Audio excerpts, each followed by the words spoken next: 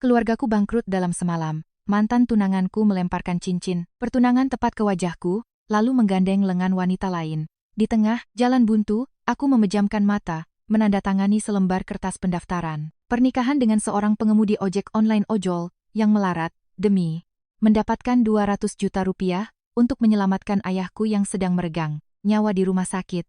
Semua orang menertawakanku, dari seorang putri konglomerat yang jatuh ke dasar lumpur, menghancurkan hidupnya sendiri. Namun, mereka tidak pernah menyangka, kartu ATM usang yang diberikan pengemudi ojol itu untuk berbelanja sayur di pasar, justru membuat manajer bank terbesar di Jakarta panik dan berlutut saat aku dengan ragu-ragu masuk untuk menarik uang Rp150.000.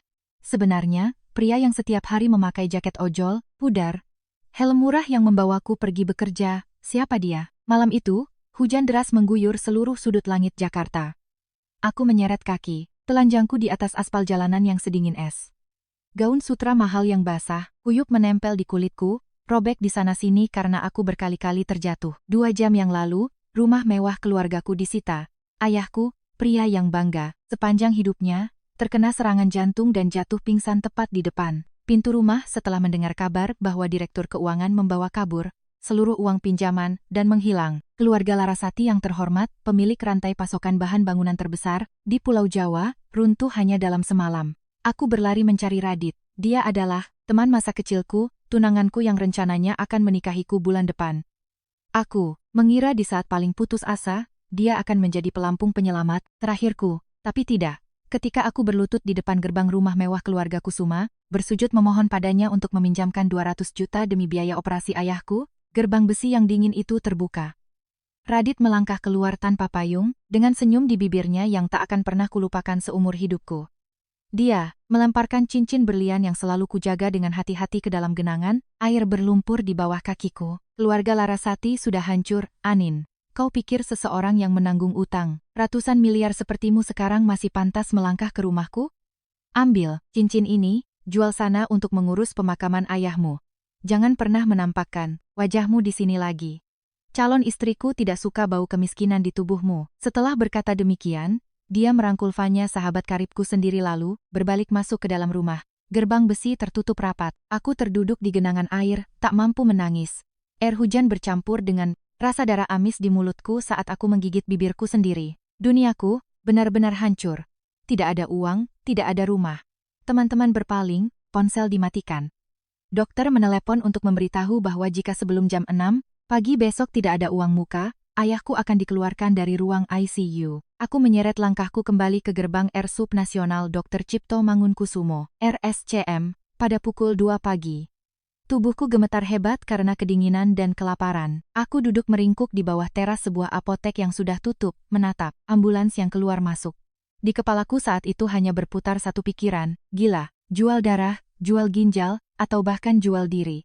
Asal ada uang untuk menyelamatkan ayahku, aku rela melakukan apa saja. Tepat di saat keputusasaan mencekik leherku, segelas teh manis panas berasap diletakkan tepat di depanku. Minumlah, dingin sekali. Badanmu basah kuyup. Belum sempat menyelamatkan siapa-siapa, kau bisa mati kedinginan di sini. Aku terkejut dan mendongak. Di bawah lampu jalan yang berkedip kuning redup, seorang pria bertubuh besar berdiri di hadapanku. Ia mengenakan jaket ojek online yang sudah pudar warnanya. Kedua lutut celana kakinya robek dan berlumuran lumpur. Dengan helm yang penuh goresan, ia bersandar pada motor Honda Supra Fit butut yang diparkir di tepi trotoar. Wajahnya tegas, dengan janggut tipis yang menutupi separuh wajahnya, namun tatapan matanya sangat dalam dan tenang, sebuah ketenangan yang aneh. Di tengah malam yang kacau ini, aku waspada dan menarik diri, tidak berani menyentuh gelas teh itu. Tidak ada racunnya, jangan takut. Aku narik ojek larut malam, beli 2 gelas. Biar hangat, kulihat kau duduk di sini seperti mayat hidup, jadi kuberikan 1. Kalau tidak mau diminum, buang saja. Rasa dingin yang menusuk tulang memicu insting bertahan hidupku. Aku mengulurkan tangan gemetar mengambil gelas kertas itu. Kehangatan yang mengalir melalui lapisan karton tipis membuat hidungku perih. Air mata yang kutahan sejak berada di rumah Radit tiba-tiba mengalir deras. Aku terisak di tengah jalanan yang sepi, tak peduli pada pria asing yang sedang memperhatikanku. Dia tidak membujuk, tidak mengasihani, hanya diam-diam menyalakan sebatang rokok kretek, mengisapnya panjang-panjang, lalu menghembuskan asap ke arah hujan. Sekitar 10 menit kemudian, ketika aku sudah menangis sampai kehabisan napas, Dia baru mengetuk jok motornya. Ayahmu ada di ruang ICU, butuh berapa uang? Aku tertegun. Apa? Seorang tukang ojol menanyakan hal itu padaku? Apakah aku terlihat sangat menyedihkan sampai siapapun yang melihatku tahu bahwa aku sedang menunggu anggota keluarga yang sedang meregang nyawa? Aku tertawa pahit, menertawakan diriku sendiri. 200 juta. Untuk apa kau bertanya? Sekali tarikan ojekmu mungkin hanya dapat belasan ribu. 200 juta untuk orang sepertimu mungkin narik seumur hidup pun tidak akan terkumpul. Jangan mengasihaniku. Aku tidak pernah mengasihani siapapun. Aku punya 200 juta. Kepalaku mendengung. Aku menatap pria itu dengan mata merah, mengira telingaku berdenging karena hujan. Seorang tukang ojol dengan pakaian lusuh, mengendarai motor butut di tengah malam, menyatakan memiliki uang tunai 200 juta? Dia yang gila atau aku yang gila? Kau pikir ini lucu? Menjadikan penderitaan orang lain sebagai lelucon di tengah malam membuatmu merasa lebih hebat? Aku tidak bercanda. Aku bisa memberimu 200 juta besok pagi untuk membayar biaya rumah sakit, bahkan bisa membiayai obat bulanan ayahmu nanti. Tapi kau harus membayar harganya. Berani menerimanya, tatapan matanya menembusku, tidak ada sedikit pun niat bercanda. Aku meremas gelas teh itu hingga penyok. Jual ginjal, jual diri. Aku saat ini hanyalah seekor anjing peliharaan yang kehilangan segalanya, disudutkan oleh dunia. Harga, apa yang tidak berani kubayar? Apa yang kau inginkan? Asal ayahku selamat, nyawaku pun boleh kau ambil. Kau ingin aku jadi simpanan, ibu pengganti, jadi istriku. Keheningan membeku di sekitarku, suara rintik hujan di atap seng tiba-tiba menjadi hening di telingaku. Aku menganga menatap pria kasar di hadapanku. Jadi, istri, kau tidak punya masalah kejiwaan kan? Kita bahkan belum tahu nama satu sama lain. Namaku Bima, 32 tahun, pekerjaan pengemudi ojek online dan kuli panggul di Pasar Induk Kramat Jati. Aku yatim piatu, sekarang tinggal bersama nenekku yang buta dan mengidap penyakit jantung stadium akhir. Nenekku paling lama hanya bisa hidup 3 bulan lagi. Satu-satunya keinginan beliau sebelum menutup mata adalah melihat cucu lelaki satu-satunya menikah dengan wanita baik-baik. Aku narik ojek, tidak menghasilkan cukup uang untuk pernikahan, dan tidak ada gadis yang mau menikahi pria yang tinggal di daerah kumuh. Uang 200 juta itu adalah uang kompensasi kecelakaan kerja orang tuaku bertahun-tahun yang lalu.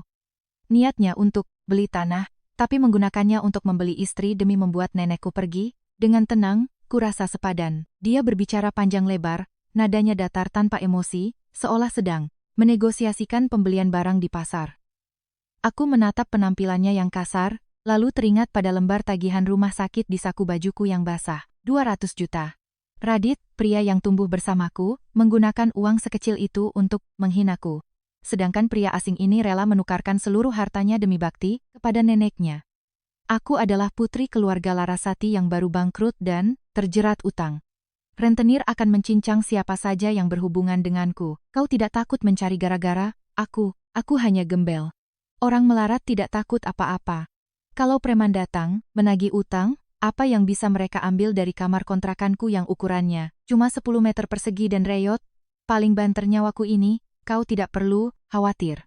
Besok pagi jam 8 bawa KTP ke kantor catatan sipil untuk daftar nikah. Setelah tanda tangan, 200 juta langsung kutransfer ke rekening rumah sakit. Putuskanlah, aku masih harus narik 2 penumpang lagi. Dia memakai kembali helmnya, menepuk-nepuk jok motor bersiap untuk pergi. Semuanya terjadi terlalu cepat, terlalu surrealis. Tapi suara sirene ambulans yang meraung merobek malam menarikku kembali ke dunia nyata. Ayahku sedang menungguku. Aku tidak punya hak untuk memilih. Kesombongan Anindya Larasati sudah mati sejak Radit melemparkan cincin itu ke lumpur.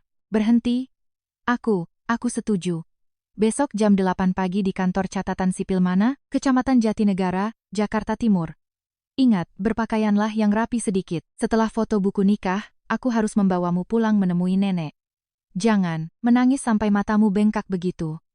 Nenekku tidak bisa melihat, tapi dari suara napas saja beliau tahu. Aku tidak ingin nenek sedih. Dia menendang standar motornya, menarik gas motor butut itu, dan menghilang ke dalam kabut hujan, meninggalkanku berdiri kaku di tepi jalan. Gelas teh di tanganku sudah dingin, namun di hatiku muncul perasaan yang rumit. Aku baru saja menjual hidupku kepada seorang tukang ojol seharga 200 juta. Masa depan di depanku gelap gulita, tapi setidaknya besok ayahku akan dioperasi. Tepat jam 8 pagi keesokan harinya, aku mengenakan kemeja putih usang pinjaman dari seorang perawat kenalanku dan berdiri menunggu di depan kantor catatan sipil. Bima datang terlambat 10 menit, masih mengenakan pakaian tadi malam, hanya saja jaket ojolnya dilepas, memperlihatkan kaos abu-abu kusut di dalamnya. Rambutnya basah oleh keringat, sepertinya dia baru saja selesai memanggul barang, dan bergegas kemari. Kami diam-diam mengisi formulir. Petugas melirik ke arahku yang berkulit putih, dan mungil, lalu menatap pria kelam berjanggut di sebelahku dengan pandangan curiga dan kasihan. Namun, stempel merah akhirnya dicap. Saat memegang buku nikah di tanganku, hatiku terasa seperti diremas. Beberapa hari yang lalu, aku masih sibuk memilih gaun pengantin desain khusus seharga ratusan juta dari Prancis untuk bersiap menjadi menantu keluarga Kusuma. Beberapa hari kemudian, aku menjadi istri sah seorang kuli panggul pasar malam. Pegang ini, milikmu. Bima menyodorkan resi transfer bank. Pas 200 juta, nama. Penerimanya adalah rekening pembayaran rumah sakit RSCM. Keterangan, uang muka, operasi untuk pasien Bapak Budi Larasati. Aku gemetar menerima resi itu, air mata panas jatuh mengaburkan tinta, cetakannya. Terima kasih, aku berutang nyawa padamu. Aku akan menjadi istri yang penurut di depan nenekmu. Pekerjaan rumah apapun akan kupelajari. Tidak perlu berjanji dulu, naiklah, aku akan membawamu ke kos-kosan, tempat tinggal saya agak bau, kamu kan nona besar, cobalah tahan napas. Mulai sekarang, barang-barangmu pindahkan semua ke sana. Rawat nenek dengan baik, setelah itu, kau mau apa terserah. Aku tidak akan campur tangan dalam urusan pribadimu. Aku dengan patuh memakai helm yang bau keringat, duduk merapat di bagian belakang motor Supra bututnya. Motor itu menyala dengan suara tersendat, berbelok melewati jalan-jalan mewah Jakarta, lalu secara bertahap menuju bantaran Sungai Ciliwung. Itulah hari pertamaku menjadi istri seorang tukang ojol.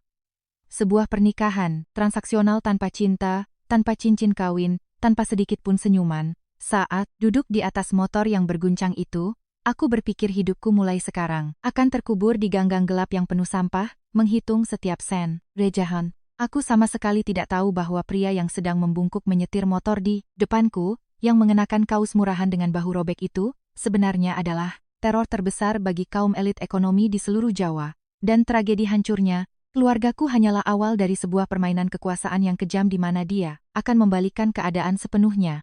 Semuanya bermula dari sebuah kartu ATM, usang yang dia lemparkan padaku keesokan paginya. Motor butut Bima menderu, memuntahkan asap hitam pekat, diam-diam berbelok ke gang kecil berliku yang terletak jauh di bawah jembatan layang.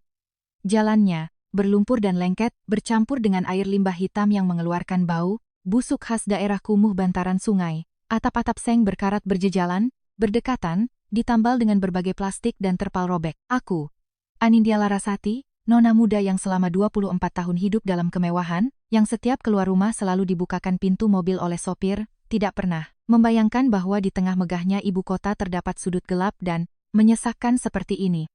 Setiap guncangan di jalan berlubang membuat dadaku ngilu, tapi rasa sakit fisik tak ada apa-apanya dibandingkan kekosongan yang menggerogoti batinku. Aku duduk di belakangnya, kedua tanganku berpegangan erat pada besi berkarat di ekor motor, berusaha agar tubuhku tidak menyentuh punggung pria asing yang basah oleh keringat asam. Pria yang di mata hukum kini adalah suamiku. Motor berhenti di depan sebuah kamar kontrakan reyot, terletak jauh di ujung gang, tempat sinar matahari mungkin tak akan pernah menyentuh. Pintu kayu, lapisnya sudah terkelupas dan engselnya miring, cukup didorong sedikit saja akan mengeluarkan suara derit yang menakutkan. Bima menendang standar motor, menenteng kantong plastik berisi beberapa pasang baju murah yang kubeli buru-buru di pasar loak pagi itu. Dia mendorong pintu dan masuk duluan, aku ragu-ragu mengikutinya. Kamar itu, luasnya tak sampai 15 meter persegi, pengap, berbau kuat rebusan jamu yang sudah lama, bercampur dengan bau apa dari dinding yang terkelupas. Di sudut kamar, terdapat sebuah ranjang kayu tua berukuran 1,5 meter, dengan spray, yang sudah pudar warnanya, namun dicuci dan disetrika dengan sangat rapi. Di atas ranjang, seorang nenek tua berambut putih, tubuhnya kurus kering hanya tulang berbalut kulit, sedang bersandar lelah di bantal. Matanya keruh dan kosong. Tetapi begitu mendengar suara langkah kaki, beliau langsung meraba-raba, dengan tangannya yang kasar ke depan. Bima buru-buru meletakkan barang bawaan, berlari dan berlutut dengan satu kaki, di tepi ranjang, memegang tangan nenek. Suaranya tiba-tiba menjadi berat dan sangat lembut, sangat berbeda dari sikap dingin dan kasarnya semalam. Nenek, Bima bawa cucu mantu untuk nenek. Namanya Anin, anak yang penurut dan baik. Mulai sekarang nenek tidak perlu khawatir Bima sendirian lagi ya. Aku berdiri mematung di tengah ruangan, dengan canggung menggosokkan kedua Tanganku pada ujung bajuku, kata cucu mantu membuat bulu kuduku berdiri, merasa malu sekaligus miris. Nenek itu gemetar, air mata mengalir dari rongga, matanya yang cekung. Beliau melambaikan tangannya di udara. Mana cucu mantu nenek? Kemari nak, biar nenek raba wajahmu sebentar. Aku dengan ragu melangkah maju, berlutut di sebelah Bima. Sepasang tangan, keriput dan sedingin es menyentuh pipiku, jari-jarinya yang kapalan membelai, lembut tulang pipiku, pangkal hidungku, dan rambutku. Entah mengapa sentuhan kasar itu sama sekali tidak membuatku jijik. Sebaliknya, arus hangat yang aneh menyelinap ke dalam hatiku yang membeku. Nenek tersenyum, senyum ompong yang sangat ramah. Wajahnya halus, kulitnya lembut. Pasti kamu akan menderita ikut si Bima, nak. Kasihan kamu. Nenek tidak bisa melihat, tapi nenek tahu kamu orang baik. Bima ini kasar dan pekerja keras, tapi tidak pandai bicara. Tolong bersabarlah dengannya, ya nak. Kata-kata sederhana dan tulus dari wanita tua yang sudah mendekati ajalnya ini, menusuk bagian paling lemah di hatiku. Di keluarga Larasati, orang tuaku sibuk dengan rapat dewan direksi, pesta sosial. Kasih sayang diukur dengan hadiah, barang bermerek dan transferan uang tanpa jiwa. Belum pernah ada yang mengelus pipiku dengan kelembutan dan ketulusan seperti ini. Hidungku perih. Aku menggigit bibirku, menggenggam tangan nenek, dan memaksakan suaraku terdengar senatural mungkin. Iya, Anin tidak menderita kok, Nek. Anin akan merawat nenek dengan baik. Bima melirikku sekilas, ada kilatan kejutan di matanya sebelum ia dengan cepat menyembunyikannya. Siang itu, kami menikmati makan siang pengantin baru di tengah kamar kontrakan yang bocor ini. Bima menggelar koran bekas di atas tikar robek di tengah ruangan. Menu makannya hanya sepiring cah kangkung, semangkuk sambal kecap, bawang, beberapa potong tempe orek, dan tahu goreng gosong yang ia beli buru-buru di warung Tegal, warteg depan gang. Bagi seseorang yang terbiasa makan di restoran Michelin, menikmati daging sapi, wagyu dan anggur Prancis sepertiku, makanan ini sungguh sulit ditelan. Namun aku dan Bima memainkan drama yang sempurna di depan nenek. Dia menjepitkan satu-satunya potongan tahu yang paling bagus untukku, sambil tertawa keras, berkata, hari ini dapat tahu yang enak banget, makan yang banyak biar kuat. Aku juga pura-pura bahagia, memakan tahu gosong itu dan memujinya habis-habisan. Nenek makan setengah mangkuk nasi, tersenyum simpul mendengarkan kami saling berbalas kata. Ruangan yang sempit dan berbau itu tiba-tiba memancarkan kehangatan kasih sayang keluarga. Tapi drama berakhir saat malam tiba. Nenek tertidur pulas dengan napas yang terdengar terputus-putus dan berbunyi. Kamar 15 meter persegi ini terlalu sempit, tak ada tempat untuk sembunyi. Bima menarik tikar anyaman robek dari bawah tempat tidur, menggelarnya di lantai semen dingin tepat di dekat pintu, dan melemparkan guling kumal ke sana. Dia melepas kausnya, memperlihatkan punggung tegap yang dipenuhi bekas luka samar, mengambil handuk, dan berjalan ke kamar mandi umum di luar gang. Aku duduk meringkuk di atas kursi plastik yang patah satu kakinya, memeluk tubuhku erat-erat. Ponselku masih mati. Aku tidak berani menyalakannya karena takut menghadapi ratusan pesan penagihan utang, hinaan teman-teman, dan notifikasi hukum yang mengerikan. Aku sudah menelepon rumah sakit menggunakan ponsel Bima. Dokter memastikan biayanya sudah dibayar. Operasi ayahku berhasil, dan kini dalam perawatan intensif. Batu besar yang menekan hatiku berkurang, setengah. Namun setengahnya lagi adalah keputusasaan tentang masa depan yang gelap ini. Aku berutang 200 juta pada pria ini, jumlah yang setara dengan nyawa, bagi orang-orang di kelas bawah sepertinya. Bima masuk murah.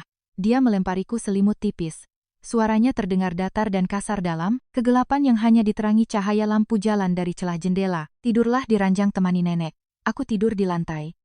Di sini banyak nyamuk, ada kelambu itu, pasang sendiri. Besok jam 4 pagi aku harus ke pasar induk. Panggul barang. Siang tidak pulang. Malam narik ojek lagi sampai larut. Makanan. Ku beli dan kutaruh di rak piring rusak di sudut itu. Kalau tidak ada urusan, jangan keluar gang. Daerah sini rawan, banyak copet dan pecandu. Nona besar, sepertimu kalau keluar tidak hati-hati bisa dijual ke perbatasan entah kapan. Aku menggigit bibir dan mengangguk, meski tahu ia tak bisa melihatnya dalam gelap. Semalaman aku tidak bisa tidur. Lantai semen yang dingin, dengungan, nyamuk, bau apa, dan dengkuran pelan dari pria asing yang berjarak tak sampai 2 meter dariku.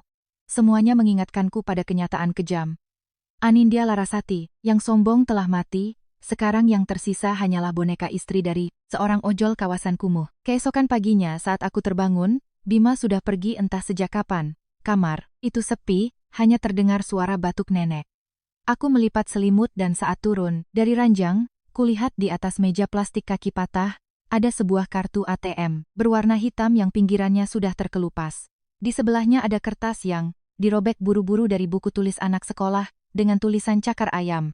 Berbunyi, di dalam kartu ada sedikit uang receh, pakai untuk belanja ke pasar, masakan, bubur daging untuk nenek. Pinnya 000000000, ematlah pakainya. Aku memeras, keringat dan darah untuk mencarinya. Aku mengambil kartu itu dan memperhatikannya. Sangat usang hingga logo banknya memudar. Lapisan magnetik di belakangnya tergores parah, terlihat lebih seperti kartu ATM yang dipungut dari tempat sampah daripada sesuatu yang bisa mengeluarkan uang.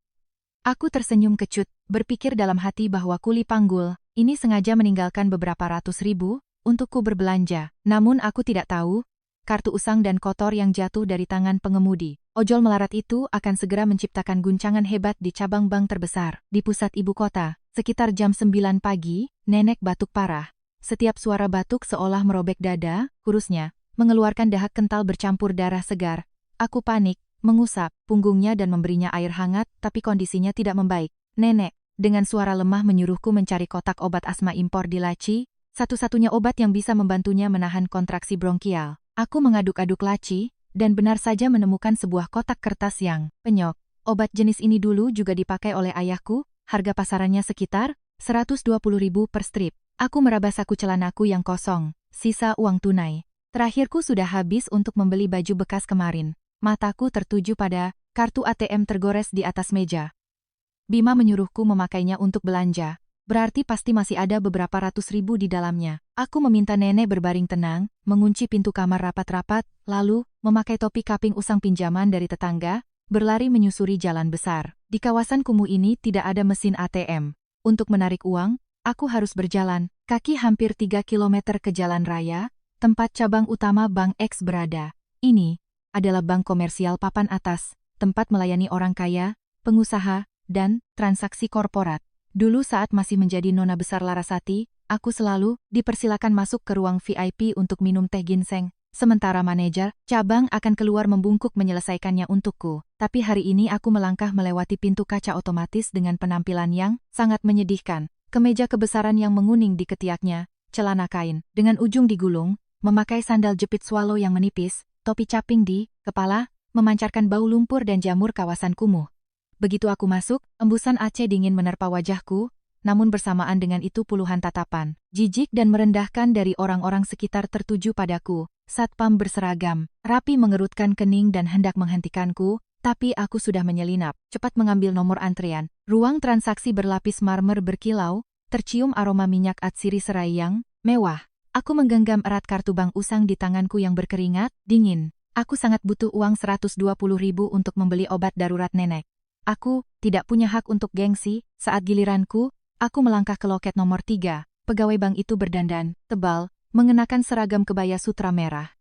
Ia sedang tersenyum cerah, mengantar seorang tamu berjas pergi. Namun begitu berbalik dan melihatku, senyumnya lenyap, digantikan oleh cemoohan menjijikan yang tak disembunyikan. Dia mengetuk-ngetuk kaca pemisah dengan pena ballpointnya, suaranya melengking, menunjukkan sikap arogan. Nasabah mau transaksi apa? Kalau tarik tunai di ATM luar sana, di sini hanya memproses transaksi di atas 10 juta atau buka deposito. Tidak lihat orang antre, banyak? Aku menggigit gigi dan menahan diri, mendorong kartu usang itu melewati celah kaca. Mbak, tolong, kartu saya lapisan magnetiknya tergores. ATM di luar tidak mau menerima, ditolak terus. Saya butuh tarik tunai mendesak 100-150 ribu rupiah untuk beli obat gawat darurat keluarga saya. Tolong proses di loket ya. Pegawai itu menggunakan 2 jari jempol dan telunjuk menjepit kartuku dengan ekspresi jijik, seolah memegang kain lap yang membawa wabah penyakit. Dia memutar bibirnya dan mendecak keras. Ya ampun, kartu zaman batu logo sudah hilang semua begini masih dipakai? Mbak, ini bank bukan yayasan amal. Tarik 150 ribu saja, nyuruh pegawai bikin berkas. Biaya kertas dan tintanya lebih mahal dari transaksinya. Lagian kartu hancur. Begini apa iya di dalamnya masih ada 50 ribu buat ditarik? Beberapa pelanggan yang duduk menunggu di belakang mulai berbisik dan menunjuk-nunjuk. Wajahku terasa terbakar, rasanya ingin mencari lubang untuk bersembunyi. Tapi mengingat darah yang dibatukkan nenek, aku menelan harga diriku. Suaraku bergetar memohon. Saya mohon, Mbak. Di dalam kartunya pasti masih cukup. Pinnya 6 angka 0. Tolong gesek saja dulu. Saya mohon. Nenek, saya sedang kritis. Pegawai itu melotot padaku, dan dengan sikap sangat kesal, menggesek kuat kartu. Usang itu ke mesin EDC yang terhubung ke sistem internal, tangannya mengetikkan, kata sandi sederhana itu. Ini ya, saya gesek. Kalau tidak ada uangnya, cepat, minggat dari sini. Kata-katanya terhenti di tengah jalan. Sesaat kartu itu melewati celah mesin, bunyi tit-tit-tit-tit yang memekakan telinga bergema tanpa henti di seluruh sistem loket.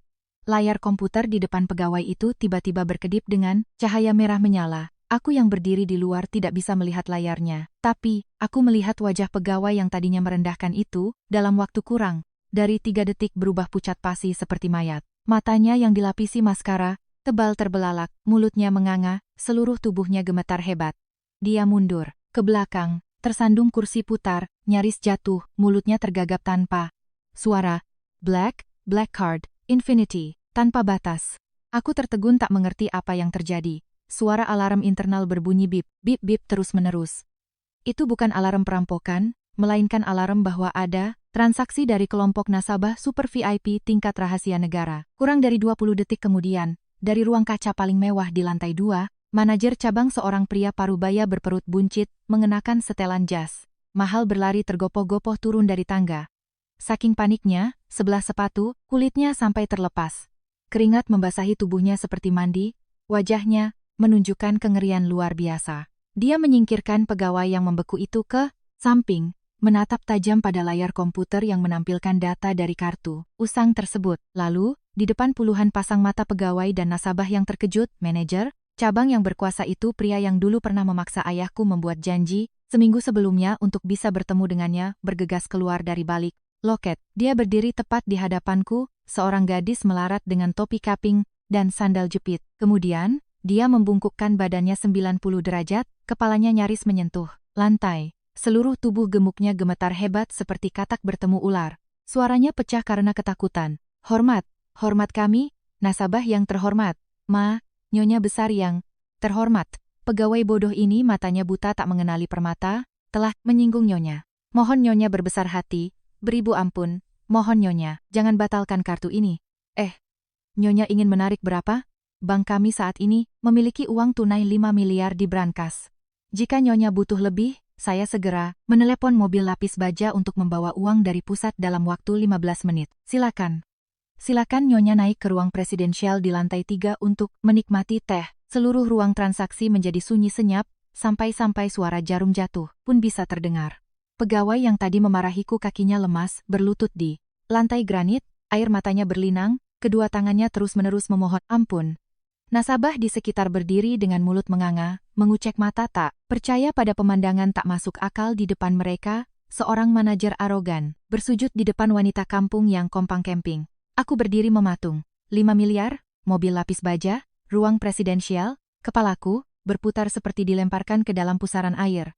Aku mundur selangkah, menunjuk kartu hitam tergores yang tergeletak di atas meja. Bapak bilang apa? Saya tidak butuh 5 miliar. Saya cuma mau tarik 150.000 rupiah untuk beli obat nenek. Bapak salah orang kan? Mendengar angka 150.000, keringat dingin sang manajer semakin deras membasahi dahinya.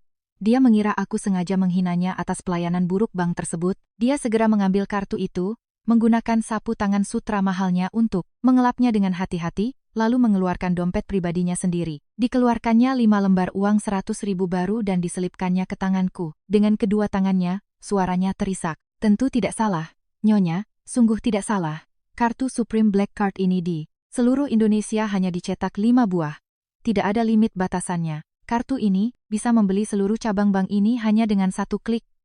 Sistem baru saja mengaktifkan sandinya, dan pemiliknya adalah orang yang namanya pun tidak pantas kami sebutkan. Nyonya, ini uang 500.000 dari kantong saya sendiri, nyonya ambil saja untuk beli obat nenek. Kartu ini mohon nyonya simpan baik-baik. Bank kami tidak berani melakukan transaksi recehan dari kartu suci ini, sistem kami bisa down. Hamba mohon ampun atas kebodohan pegawai ini. Aku tidak ingat bagaimana aku berjalan keluar dari bank itu. Di sekitarku, semua tatapan merendahkan telah berubah menjadi kengerian dan rasa hormat yang menakutkan, seolah melihat dewa turun ke bumi dalam wujud pengemis. Manajer itu sendiri berjalan mundur, membukakan pintu kaca, dan membungkuk mengantarku sampai ke trotoar jalan. Bahkan ketika sosokku sudah menghilang di balik keramaian, dia masih menunduk. Aku berjalan seperti orang mengigau, topi kapingku terlepas pun tak kupedulikan. Di tanganku tergenggam erat 500.000 uang kertas dan kartu bank usang yang pinggirannya tajam seakan menyayat telapak tanganku. Black Card Infinity, tanpa batas, bisa membeli seluruh cabang bank. Kata-kata manajer itu terngiang di kepalaku bagai guntur. Aku merinding, hawa dingin merambat di tulang belakangku di tengah terik matahari siang. Pria berbaju ojol robek yang mengendarai motor Supra butut, makan cah kangkung dan tidur di atas lantai semen yang lembab dan penuh nyamuk. Sebenarnya dia, makhluk apa? Kenapa dia memiliki kartu dengan kekuasaan tertinggi ini? Mencuri? Tidak mungkin. Kartu jenis ini dilengkapi chip biometrik dan keamanan, multilapis, dicuri pun tidak akan bisa digesek. Lagi pula, sikap ketakutan. Manajer itu menunjukkan kekuasaan di balik kartu tersebut, bukan ketakutan akan tertangkap pencuri, pencuci uang, bos mafia, atau buronan internasional yang bersembunyi sebagai tukang ojek. Aku panik luar biasa. Aku menjual diri demi menyelamatkan ayahku. Tapi, sepertinya aku melompat dari kubangan lumpur ini ke jurang tak berdasar lainnya, yang jauh lebih menakutkan dan berbahaya. Sore ini aku harus menanyakannya sampai jelas. Aku tidak bisa tinggal di bawah satu atap dengan pria yang identitasnya adalah tanda tanya yang penuh dengan bahaya mematikan. Malam itu, langit mendung dan berawan gelap. Kawasan kumuh menjadi semakin pengap. Setelah memberikan obat asma pada nenek, aku membujuknya tidur lebih awal. Kamar kos hanya diterangi lampu pijar redup. Aku duduk memeluk lutut di tepi ranjang, tanganku menggenggam erat kartu hitam yang tergores, menunggu. Hampir jam 11 malam, terdengar suara motor butut berhenti di luar pintu.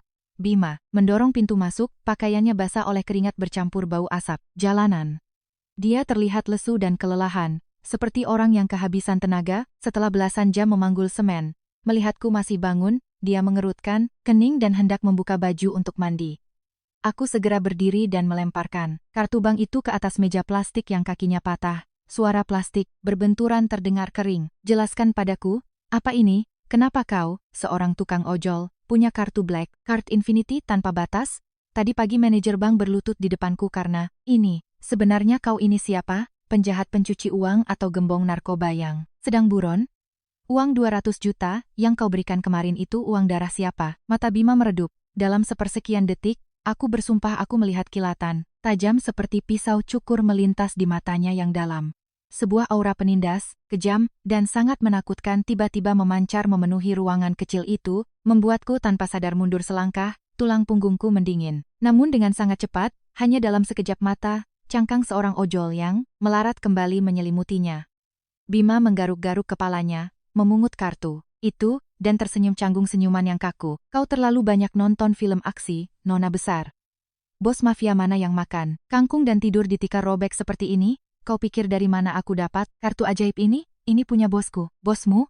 Seorang kuli panggul pasar punya bos yang memiliki kartu yang cuma dimiliki 5 orang di Indonesia? Jangan anggap aku bodoh. Aku tidak berbohong. Tahun lalu, saat narik ojek malam di Tol Jagorawi, aku kebetulan menyelamatkan nyawa seorang pengusaha besar yang mobilnya terbalik karena kecelakaan. Dia itu triliuner, sangat kaya, tapi diburu pembunuh bayaran dari musuhnya. Aku mempertaruhkan nyawa menariknya dari tumpukan besi sebelum mobilnya meledak, lalu menggendongnya berlari menghindari kejaran preman, menggigit gigi berjalan belasan kilometer ke rumah sakit. Sebagai balas budi, dia memberiku uang tunai 200 juta, yang kupakai bayar rumah sakit ayahmu kemarin. Sedangkan kartu ini, dia melemparkannya padaku, menyuruhku menggunakannya saat nyawaku terancam. Nanti kalau sudah digesek, dia akan memotongnya dari gaji kuliku. Kartu ini lecet karena waktu aku menolongnya, kartunya terlempar ke jalan raya dan terlindas truk. Orang bank itu berlutut, karena nama pemilik rekening VIP yang ada di dalam chipnya, bukan padamu. Kau, sudah ambil uang 150.000-nya belum? Nanti aku SMS bosku potong gaji buat bayar. Penjelasan yang penuh celah, ditambal sana-sini dan dipaksakan. Tapi melihat penampilannya yang berlumuran lumpur, giginya yang menguning karena rokok, kretek, dan kemiskinan yang nyata dari setiap batu bata retak di kamar ini, aku merasa penjelasannya anehnya masuk akal. Benar juga, triliuner mana yang bisa berakting hidup menderita dan dihina sehebat ini? Kesombongan kaum super kaya, seperti Radit sudah pernah kualami, mereka lebih baik mati daripada menjejak kaki ke kubangan lumpur ini. Kecurigaanku mengempis. Aku menghela napas panjang, merasa diriku sangat konyol, karena berkhayal tentang CEO dominan yang menyamar seperti dalam novel percintaan, aku tidak menarik uang dari kartu ini. Manajer bank takut sistemnya down, jadi dia memberiku uang dari kantong pribadinya.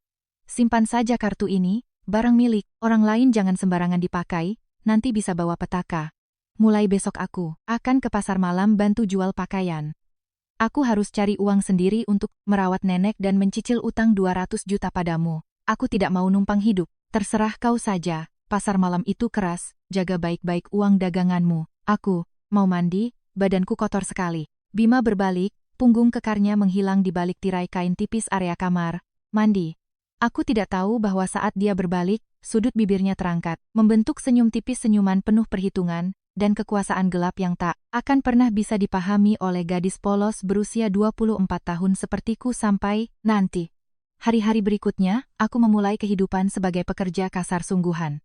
Lewat kenalan ibu kos, aku mendapat pekerjaan membantu menjual aksesoris ponsel dan gantungan kunci murah di sudut pasar malam BKT. Setiap malam dari jam 6 sore hingga 12 malam, aku berdiri di bawah cahaya lampu jalan yang kuning pudar, berteriak serak menawarkan pembeli casing ponsel seharga 15.000 untuk mendapatkan upah 50.000 semalam. Kedua tanganku yang dulu pandai bermain piano dan dirawat di spa setiap minggu, kini kasar dan kotor karena mengangkat kardus barang berat. Tapi aku tidak mengeluh. Ayahku sudah keluar dari rumah sakit, pindah sementara ke kampung halaman ibuku. Beliau selamat dari maut, itulah motivasi terbesarku. Hingga pada suatu malam minggu yang ramai, mimpi buruk yang paling kutakutkan datang. Saat aku sedang sibuk menata rak casing ponsel, sepasang sepatu kulit buaya mengkilap dan sepatu hak tinggi berhias batu permata merek terkenal berhenti tepat di depan sepatu ketsku yang robek. Suara wanita yang nyaring dan tajam menusuk telingaku. Ya ampun, Radit, lihat siapa ini? Apakah ini nona besar keluarga Larasati yang dulu mengeyek tas Hermes 30.000 dolarku ketinggalan zaman? Kok sekarang berdiri, berdebu jualan barang sampah begini? Benar-benar merusak mata. Aku mendongak, seluruh tubuhku menegang, darahku terasa membeku. Di hadapanku, berdiri Radit, mantan tunanganku yang brengsek, yang melemparkan cincin ke lumpur, dan Fanya, sahabat karibku yang menusukku dari belakang dan merebut segalanya. Mereka berpakaian mewah, berbau parfum mahal, benar-benar tidak pada tempatnya di pasar malam mahasiswa yang kumuh ini. Sudah pasti mereka sengaja datang ke sini untuk menghinaku. Radit menatapku.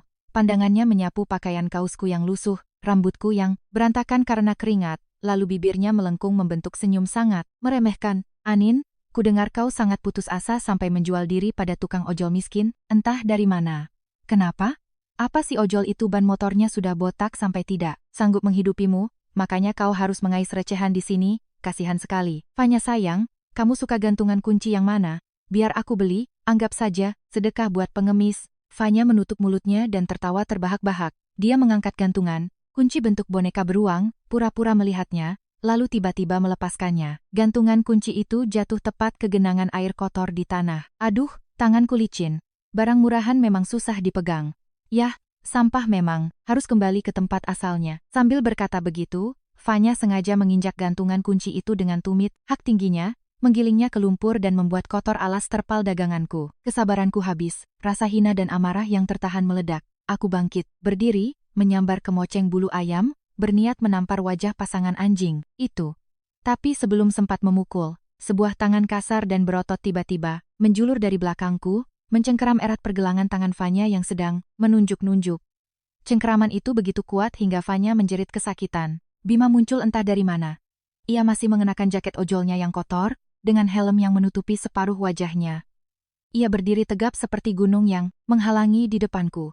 Tidak ada pengawal berjas hitam, tidak ada pamer mobil mewah, dia hanya berdiri di sana sebagai pekerja kasar melarat. Namun aura membunuh yang memancar dari tubuh kekarnya tiba-tiba membuat suhu udara di sekitarnya turun drastis. Singkirkan kakimu yang kotor itu dari lapak istriku sekarang juga, atau besok, kau harus pakai kursi roda untuk pasang gaun pengantin. Melihat Fanya dicengkeram, Radit murka dan maju hendak mendorong Bima sambil membentak keras.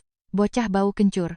Bawa bau busukmu pergi dari sini. Kau tahu, siapa aku berani menyentuh calon istriku? Kupanggil polisi memenjarakanmu. Sekarang juga, aku tidak peduli anjing mana yang menggonggong di sini. Tapi aku suaminya. Laki-laki manapun yang diam saja melihat istrinya ditindas binatang, tidak pantas disebut manusia. Aku hitung sampai 3. Ambil gantungan kunci itu, lap, bersih dengan bajumu, lalu bayar. 1. Bima melepaskan tangan Fanya dan melangkah maju. Dia lebih tinggi satu kepala, dari Radit. Lewat kaca helmnya, tatapan Bima setajam silat menembus dahi Radit. Keheningan yang menakutkan, tanpa makian, tapi memancarkan tekanan seberat ribuan ton. Radit, yang selalu terbiasa menggunakan uang dan kekuasaan untuk mengintimidasi, tiba-tiba gemetar. Insting makhluk lemah saat berhadapan dengan binatang buas, sungguhan membuat kedua kaki Radit bergetar. Dia mundur ketakutan, menabrak tubuh Fanya, dengan panik merogoh selembar uang 100.000 rupiah, melemparkannya ke tanah, lalu menarik tangan selingkuhannya dan lari terbirit-birit keluar dari area pasar tanpa berani menoleh ke belakang. Kerumunan orang yang menonton berbisik-bisik lalu bubar. Bima membungkuk, memungut uang 100.000 yang berlumpur itu, meratakannya, lalu memungut sendiri gantungan kunci yang kotor itu, dan menggunakan lengan jaketnya untuk mengelapnya, hingga bersih, dan meletakkannya dengan hati-hati kembali ke rak barang. Ia menoleh menatapku. Suaranya kembali tenang seperti biasa. Berkemaslah, aku menunggumu pulang. Malam ini dingin, nenek menunggu di rumah. Lain kali kalau ada anjing gila menggigit, ambil saja batu bata dan pukul. Kalau ada apa-apa, biar aku yang masuk penjara menggantikanmu. Keluarga ini memang miskin, tapi tak ada seorang pun yang boleh menginjak-injak istriku. Aku berdiri memandangi bahu lebar pria pengemudi ojol itu, air mata tanpa sadar mengalir di pipiku. Di tengah dunia yang megah namun kejam ini, ketika orang-orang kaya dan berpendidikan menenggelamkanku ke dalam lumpur hitam, seorang pekerja kasar yang hidup di daerah kumuh dan bau justru menggunakan tubuhnya sendiri untuk melindungi dan memayungiku. Di momen itu, aku menyadari bahwa aku tidak lagi takut pada pernikahan transaksional ini. Telah membuat Tuan Muda Radit marah, berarti menyalakan sumbu rantai tragedi mengerikan yang akan segera menimpa keluargaku di hari-hari penuh badai mendatang. Masa-masa damai di kawasan kumuh bantaran Sungai Ciliwung hanya bertahan kurang dari 2 minggu. Meski hidup dalam kemiskinan, makan makanan sederhana, dan harus menghitung setiap uang receh, kehadiran Bima yang tenang dan kokoh perlahan menstabilkan pikiranku. Kukira keluargaku sudah menyentuh dasar tragedi. Mulai sekarang, asalkan bekerja keras, mengumpulkan uang untuk membayar utang, dan merawat ayahku, itu sudah cukup. Tapi aku meremehkan kekejaman orang-orang yang merasa memiliki hak untuk menentukan hidup matinya seseorang di kalangan atas. Malam itu, sebuah panggilan telepon dari RSUD di provinsi tempat ayahku dirawat di kampung halaman, memberikan pukulan mematikan yang menghancurkan sisa-sisa kedamaianku. Di ujung telepon, suara bibiku berteriak panik. Ayahku tiba-tiba mengalami kejang arteri koroner luas. Kondisinya sangat kritis, nyawanya di ujung tanduk. RSUD tidak memiliki peralatan dan keahlian untuk menangani. Mereka meminta rujukan darurat malam itu juga ke rumah sakit jantung terbaik di ibu kota. Jika dalam waktu 4 jam beliau tidak dioperasi pemasangan ring dan pembersihan gumpalan darah oleh dokter spesialis tingkat tertinggi, ayahku pasti tak akan selamat. Tangan dan kakiku lemas, ponselku jatuh berdebuk ke lantai semen. Bima yang sedang mengelap motor di luar pintu melihat wajahku pucat pasi seperti kertas. Dia langsung membuang kain lapnya, menarik ketiakku agar berdiri, menyelipkan jaket ke tanganku, lalu menyalakan motor dan membawaku menerjang malam, melesat menuju rumah sakit besar. Saat ambulans dengan sirine meraung-raung masuk ke UGD Pusat Jantung Nasional, harapan kita, ayahku sudah koma, mesin ventilator berbunyi terus-menerus dan indikator tanda vital di monitor berkedip putus asa. Aku berlutut di depan ruang UGD, air mata bercucuran, terus-menerus mengatupkan tangan memohon pada para dokter. Seorang kepala departemen keluar dengan keringat bercucuran, memberitahuku bahwa operasi harus segera dilakukan. Untungnya, Profesor Richard, pakar bedah toraks terbaik di negara ini sedang ada di rumah sakit malam itu. Beliau telah melihat rekam medis dan setuju untuk melakukan operasi. Hatiku bagai mendapat emas. Aku buru-buru menandatangani persetujuan operasi, batu besar di dadaku serasa terangkat, namun kelegaan itu hanya bertahan tepat 15 menit. Pintu UGD terbuka paksa, kepala departemen tadi keluar dengan wajah yang sangat pucat, menghindari tatapanku. Di belakangnya, suara tepuk tangan lambat terdengar, berirama dan penuh niat jahat. Aku mendongak. Dari ujung lorong rumah sakit yang disinari, lampu putih pucat, Radit mantan tunanganku yang brengsek berjalan santai. Ia mengenakan setelan jas hitam buatan penjahit khusus, bibirnya menyunggingkan, senyum licik bagai pemangsa yang memegang mangsanya yang sedang sekarat. Di belakangnya berdiri 2 pengawal bertubuh kekar. Radit tersenyum mengejek. Dokter, silakan pergi urus yang lain. Urusan di sini, biar saya yang selesaikan. Dokter senior yang seharusnya masuk ke ruang operasi menyelamatkan nyawa itu, justru menunduk canggung di depan seorang pemuda arogan. Ia menatapku ragu, menghela napas. lalu berbalik pergi tanpa berani mengucapkan sepatah kata pun. Aku berdiri, firasat buruk mengaduk-aduk perutku. Apa yang kau lakukan di sini? Siapa yang mengizinkanmu mengusir dokter ayahku? Ayahku sedang menunggu, operasi. Radit menyeringai. Operasi? Siapa yang mau mengoperasi ayahmu? Profesor Richard. Maaf ya, Profesor Richard baru saja menerima instruksi darurat untuk menghadiri konferensi medis di luar negeri malam ini juga. Seluruh tim bedah, utama di rumah sakit ini juga mendadak izin sakit massal. Tidak akan ada yang mengoperasi pria tua itu. Kata-kata Radit bagaikan hantaman palu godam ke telingaku. Kepalaku pusing. Bagaimana bisa ada kebetulan gila yang tak masuk akal ini? Aku melihat senyum, puas di wajah Radit dan langsung mengerti. Grup farmasi keluarga Kusuma adalah pemasok alat dan bahan medis eksklusif untuk banyak rumah sakit besar. Kekuasaan dan aliran dana keluarganya cukup untuk mengendalikan dewan direksi rumah sakit. Asalkan dia mengancam memutus pasokan, tidak ada direktur rumah sakit yang berani menyinggungnya hanya demi nyawa orang bangkrut. Kau yang mempermainkan ini. Kenapa kau begitu kejam dan tak kenal ampun? Keluargaku sudah kehilangan segalanya, aku pun tak lagi bergantung padamu. Kau merebut perusahaan ayahku, merebut sahabatku, kemana lagi kau mau menyudutkanku, baru kau puas? Ini nyawa manusia. Apa kau tidak punya hati nurani? Radit melangkah mendekat. Hati nurani? Kau berani membiarkan tukang ojol bau itu menyentuh Fanya dan mengancamku di pasar malam. Kau sudah membuang hakmu untuk kukasihani. Aku ini siapa? Aku pewaris grup medis terbesar di ibu kota. Gembel melarat itu sudah membuatku malu. Aku akan tunjukkan padamu harga yang harus dibayar karena berani melawanku. Kau pikir dia bisa melindungimu? Kita, lihat saja bagaimana dia menggunakan motor bututnya untuk menyelamatkan ayahmu. Dia mencengkeram daguku dengan keras, memaksaku menatap mata kejamnya. Amarah di dalam diriku meluap hingga aku ingin menerkam dan menggigitnya, tapi tenaga seorang gadis lemah tidak bisa berbuat apa-apa. Tapi aku masih membuwer dalam hidup untukmu. Sekarang, berlutut dan jilat sepatuku. Lalu besok pagi segera ceraikan suami gembelmu itu. Aku akan menyewakan apartemen kecil di pinggiran kota. Setiap bulan memberimu 30 juta. Kau jadilah wanita simpanan rahasiaku, layani aku kapanpun aku butuh. Asal kau mengangguk, aku akan langsung menelepon. Dan Profesor Richard akan kembali ke ruang operasi sekarang juga. Waktu ayahmu hanya tinggal dalam hitungan menit. Anin, pilihlah, harga dirimu yang receh atau nyawa ayahmu. Harga diriku diinjak-injak sampai ke lumpur hitam. Air mataku bercucuran, punggungku terasa dingin. Aku menatap pintu UGD yang tertutup rapat, membayangkan mesin yang perlahan-lahan menghentikan detak jantung ayahku. Apakah aku benar-benar harus menjadi mainan memalukan bagi orang yang menghancurkan keluargaku? Suasana sunyi mencekik. Radit melepaskan daguku, mundur selangkah menunggu aku. Tunduk. Tepat di saat aku hendak menekuk lututku, sebuah tangan kokoh menjulur. Dari belakang, mencengkeram kerah Radit, mengangkatnya seperti mengangkat anak ayam. Lalu membantingnya keras ke dinding rumah sakit yang dingin. Benturan keras itu membuat Radit batuk-batuk, meluncur jatuh ke lantai ubin. Kedua pengawal berbadan besar melihat bos mereka dipukul, langsung mencabut tongkat besi dan menerjang maju. Tapi Bima secepat kilat. Ia melepaskan dua tendangan memutar yang akurat dan sangat bertenaga, menghancurkan tulang rusuk kedua pengawal itu hingga mereka jatuh tersungkur dan mengerang kesakitan. Hanya dalam waktu kurang dari 3 detik. Dia berdiri di sana, masih berpenampilan sebagai tukang ojol yang berantakan, tapi matanya yang dalam kini menyala dengan api amarah yang menakutkan. Radit memegangi dadanya dan menunjuk, "Anjing kau berani memukulku? Tunggu saja, kupanggil polisi menangkapmu.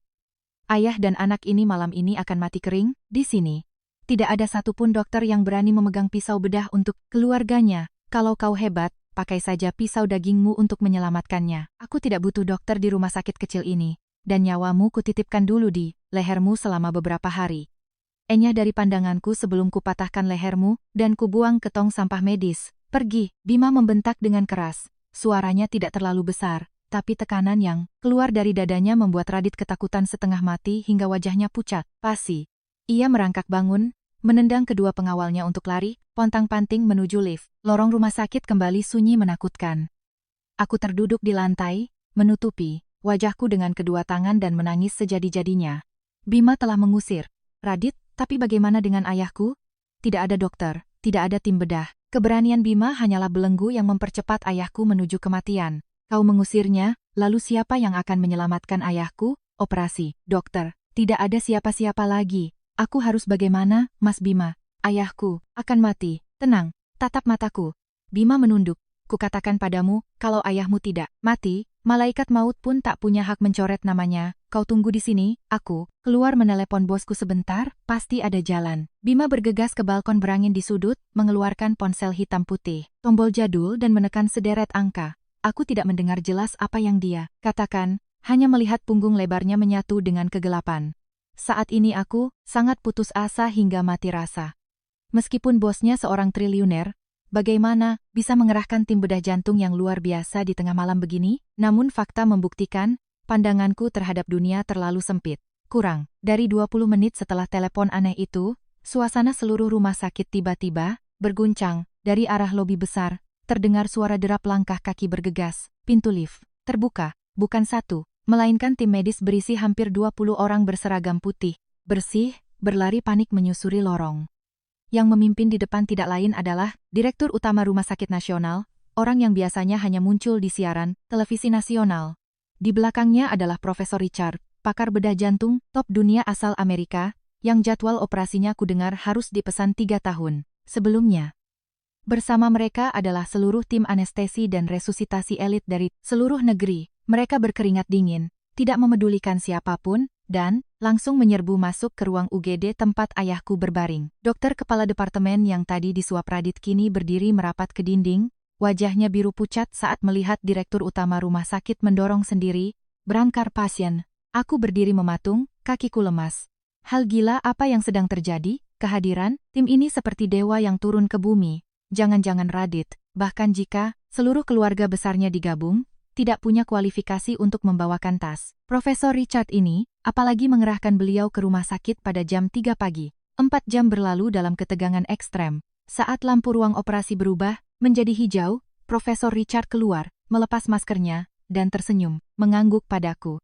Operasi sukses besar. Ayahku telah melewati masa kritis, bahkan kondisi jantungnya diperbaiki lebih baik dari sebelumnya. Aku menangis terseduh-seduh karena bahagia, membungkuk berterima kasih padanya. Direktur Utama rumah sakit mendekatiku, sikapnya sangat hormat dan berhati-hati.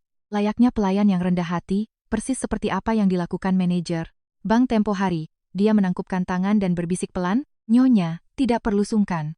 Menerima laporan darurat dari pihak atas, kami langsung mengerahkan helikopter medis untuk membawa Profesor Richard dari Singapura langsung ke sini. Asalkan Nyonya dan beliau puas, kami rela mengabdi, sampai hancur badan ini. Otakku seperti tersengat listrik tegangan tinggi. Dari beliau, helikopter, pihak atas, aku menoleh ke belakang, menatap Bima dalam-dalam. Dia sedang duduk di kursi plastik rumah sakit, mengupas ubi rebus setengah makan. Penampilannya sekampungan dan sekasar mungkin. Setelah semua orang pergi, aku melangkah berat ke hadapannya. "Kau mau menjelaskan apa lagi soal ini? Jangan bilang bos triliunermu itu lagi-lagi jadi pahlawan kedermawanan, mengerahkan helikopter dan profesor internasional hanya untuk menyelamatkan ayah seorang tukang ojol."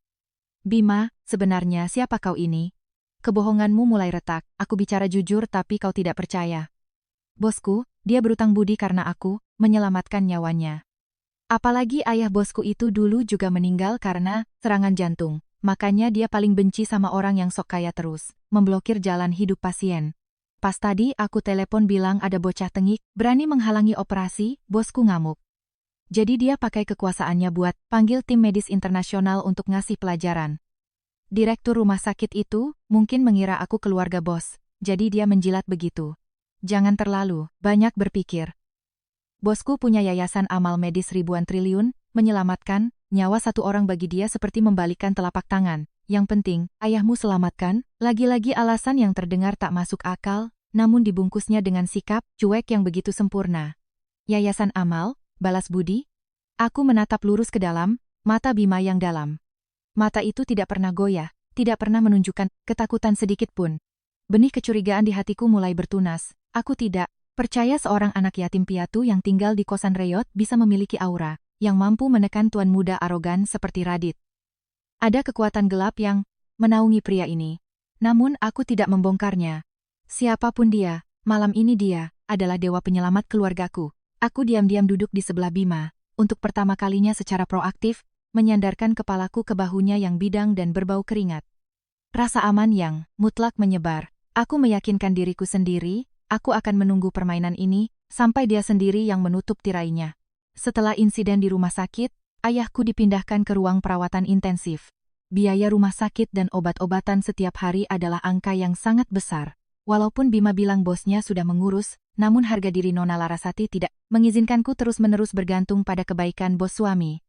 Aku butuh pekerjaan tetap bergaji tinggi agar bisa menegakkan kepala. Melalui lowongan kerja di internet, aku memberanikan diri melamar sebagai pelayan di restoran La Venue, restoran Prancis termewah di Senopati, tempat yang hanya didatangi kaum superkaya dan kelas atas untuk menikmati anggur dan membicarakan bisnis.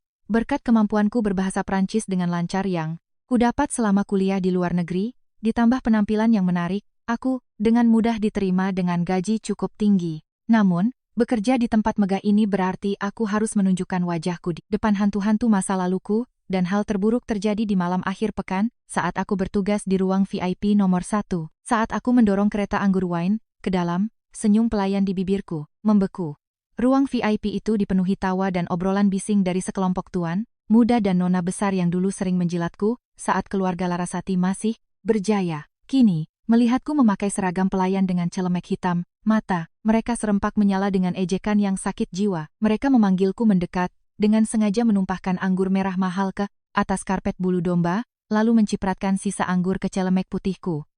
Mereka menggunakan kata-kata hinaan paling tajam untuk memakiku, memaksaku berlutut di lantai kaca, menggunakan sapu tangan untuk mengelap setiap tetes anggur di bawah sol sepatu mereka. Bisik-bisik dan tawa meledak di seluruh ruangan. Nona besar Anindya Larasati, yang sombong kini sudah tahu cara berlutut menjilat sepatu orang ya, kudengar dia menikah dengan tukang ojol dari daerah kumuh. Pasti saking miskinnya sampai gila makanya cuy kesini jadi pelayan. Aku menggigit bibirku kuat-kuat hingga berdarah, air mata kepahitan jatuh, berderai ke lantai yang dingin. Aku memungut pecahan gelas, membersihkan lantai, di bawah pengawasan jahat dari orang-orang yang dulu menyebutku teman. Demi uang, rumah sakit ayahku, demi membayar utang pada Bima, aku menelan semua penghinaan. Ini. Jam 11 malam giliranku selesai. Aku mengganti seragam yang berbau alkohol, menyeret kakiku yang lelah dan berdarah karena tertusuk pecahan kaca. Keluar, dari pintu belakang restoran, di luar sedang hujan deras, hawa dingin menusuk tulang. Mantan teman-temanku juga baru selesai berpesta. Mereka berdiri di bawah atap beranda utama menunggu sopir membawa mobil mewah mereka, tak lupa melontarkan tatapan merendahkan padaku yang meringkuk di bawah hujan, memakai jas hujan ponco plastik tipis menunggu bus malam. Tiba-tiba, sebuah lampu depan LED, raksasa membelah hujan, menerangi seluruh bagian jalan. Suara mesin yang rendah dan bertenaga merobek keheningan. Sebuah supercar Maybach 62S hitam mengkilap dengan plat nomor angka kembar 5 yang sangat berkuasa meluncur pelan. Ban mobil itu entah sengaja atau tidak melindas genangan air besar di depan beranda, menyipratkan semua air lumpur keruh ke gaun, pesta bermerek dan sepatu kulit mengkilap milik teman-teman lamaku yang sedang berteduh. Mereka berteriak-teriak dan mengumpat, tapi begitu melihat lambang M ganda yang berkuasa di kap mesin, semuanya langsung bungkam tak berani berkutik. Mobil Maybach itu tidak berhenti di lobi utama, melainkan mundur sedikit dan berhenti tepat di depanku di halte bus. Aku tertegun dan melangkah mundur, takut mengotori mobil seharga puluhan miliar ini. Kaca jendela hitam perlahan turun, dan jantungku seolah berhenti berdetak saat melihat siapa yang duduk di balik kemudi. Naiklah, mau berdiri di situ sampai mati kedinginan, Mas Bima? Kenapa? Kenapa kau ada di sini? Terus, kenapa kau menyetir mobil ini? Ya Tuhan, kau mencuri mobil siapa? Kau gila, mencuri apanya? Hujan badai begini, bosku mabuk habis minum-minum. Jadi dia menyuruhku bawa mobil ini dari parkiran kembali ke rumah mewahnya. Kebetulan, lewat, kulihat kau gemetar kedinginan, jadi aku berhenti menjemput.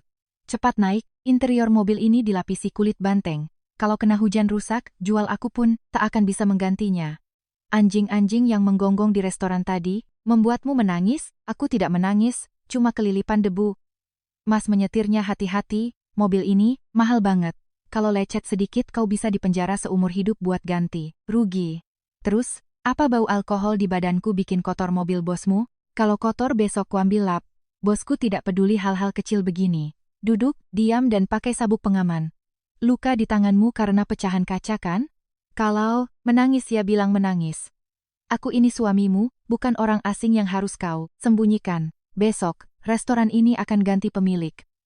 Mereka tidak akan punya kesempatan menginjakkan kaki ke sini lagi untuk menggonggong. Sekarang kuantar, kau pulang. Bos lagi. Aku duduk meringkuk di jok kulit yang lebih empuk dari ranjang kerajaan, mencium aroma parfum mobil yang lembut bercampur napas pria di sebelahku. Dia masih memakai jaket ojol bututnya, memegang kemudi Maybach namun dengan gaya yang sangat alami dan tenang seperti seorang kaisar yang sedang berpatroli. Aku melirik mantan teman-temanku yang menganga ketakutan di bawah beranda saat melihatku naik ke supercar berkuasa itu. Rasa penasaranku memuncak. Siapa sebenarnya bos dalam cerita Bima? Yang kekuasaannya begitu besar, hingga mobil super mewah pun sembarangan diserahkan pada tukang ojol untuk dibawa pulang? Atau kebenaran perlahan terungkap di balik topeng sempurna ini? Malam hujan itu, duduk di dalam supercar yang meluncur mulus di jalanan, aku bergumam dalam hati, rahasiamu hampir terbongkar. Hujan deras malam itu seakan mencuci bersih segala kotoran dan kehinaan yang kualami di restoran L'Avenue. Janji besok restoran ini ganti pemilik yang diucapkan Bima di atas Maybach, kukira hanyalah omong kosong pria miskin yang ingin menyelamatkan muka di depan istrinya. Namun keesokan paginya saat bekerja, semuanya jungkir balik hingga aku meragukan mataku sendiri. Begitu melangkah ke pintu belakang khusus karyawan, aku sudah melihat manajer restoran pria botak yang semalam hanya bersedekap melihat teman-temanku menghinaku kini sedang panik mengatur karyawan melakukan pembersihan total. Begitu melihatku, dia kaget, buru-buru berlari menghampiriku. Sikapnya sangat menjilat dan menunduk-nunduk menakutkan. Dia mencabut celemek kotor dari tanganku, membuangnya ke tempat sampah. Lalu, dengan suara keras mengumumkan di depan seluruh karyawan, mulai hari ini, Saudari Anindya Larasati resmi dipromosikan menjadi supervisor ruang VIP. Gaji naik 3 kali lipat, bonus tunai bulan ini 50 juta rupiah. Segala permintaan Saudari Anin harus dipenuhi tanpa syarat. Seluruh karyawan membelalak menatapku bagaikan melihat makhluk asing.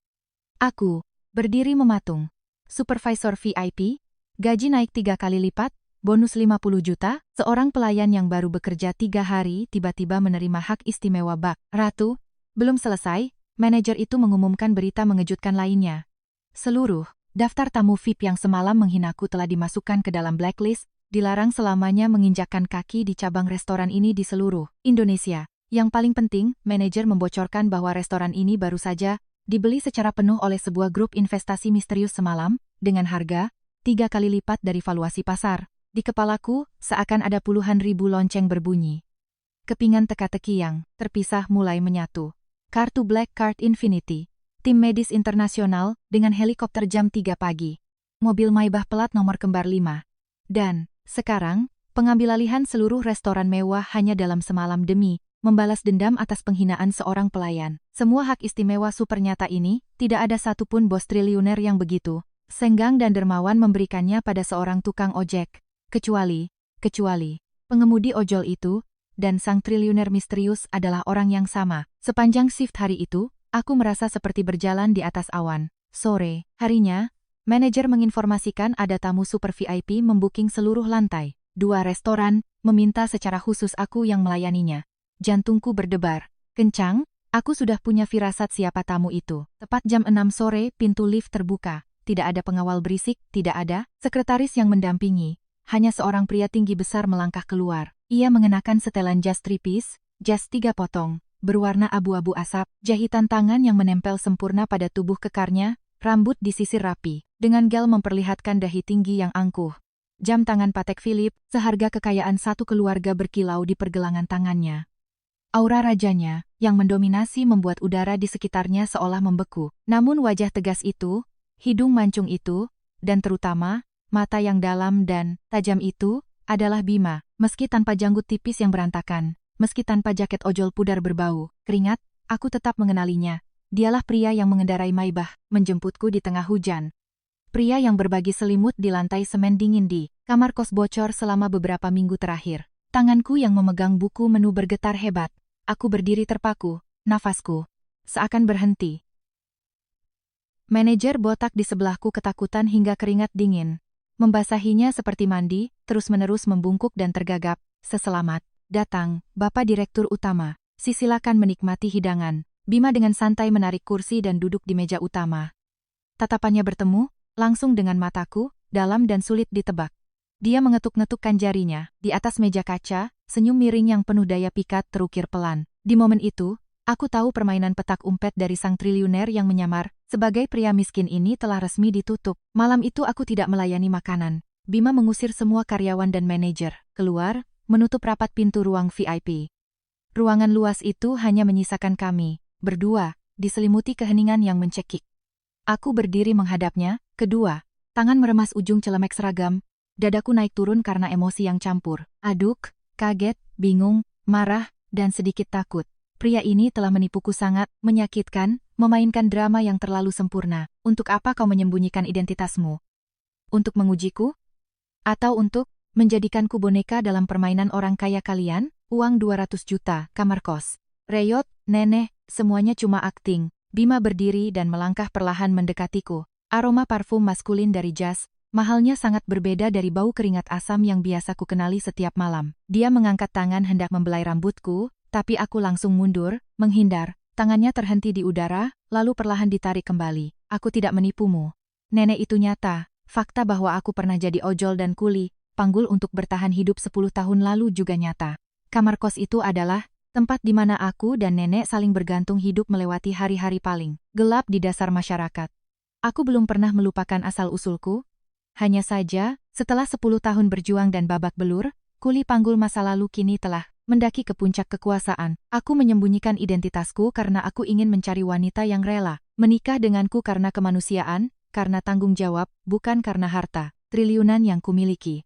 Dan kau, nona besar keluarga Larasati yang angkuh, telah membuktikan padaku bahwa kau punya keberanian untuk menjadi nyonya besarku. Pengakuan jujur tanpa basa-basi Bima membuatku tertegun. Dia bukan anak orang kaya yang lahir dengan sendok emas, melainkan serigala yang bangkit dari lumpur, menggigit dan merobek demi merebut kekuasaan. Aku teringat malam hujan lebat itu, saat aku memohon sedikit uang dari Radit dan dihina. Dialah yang, dalam wujud pria melarat, mengulurkan tangan menyelamatkan keluargaku. Seketika, kemarahan dalam diriku sirna, digantikan oleh kekaguman dan rasa terima kasih yang mendalam. Lalu sekarang permainannya sudah selesai? Kau ingin aku pindah dari kawasan kumuh, pindah ke rumah mewah ratusan miliar milikmu, menikmati kemewahan bak permaisuri untuk menebus hari-hari makan kangkung rebus? Belum. Permainan ini baru saja benar-benar dimulai. Orang-orang yang menyudutkan keluargamu, orang-orang yang menghinamu dan menginjak-injak harga dirimu, mereka masih berkeliaran di luar sana.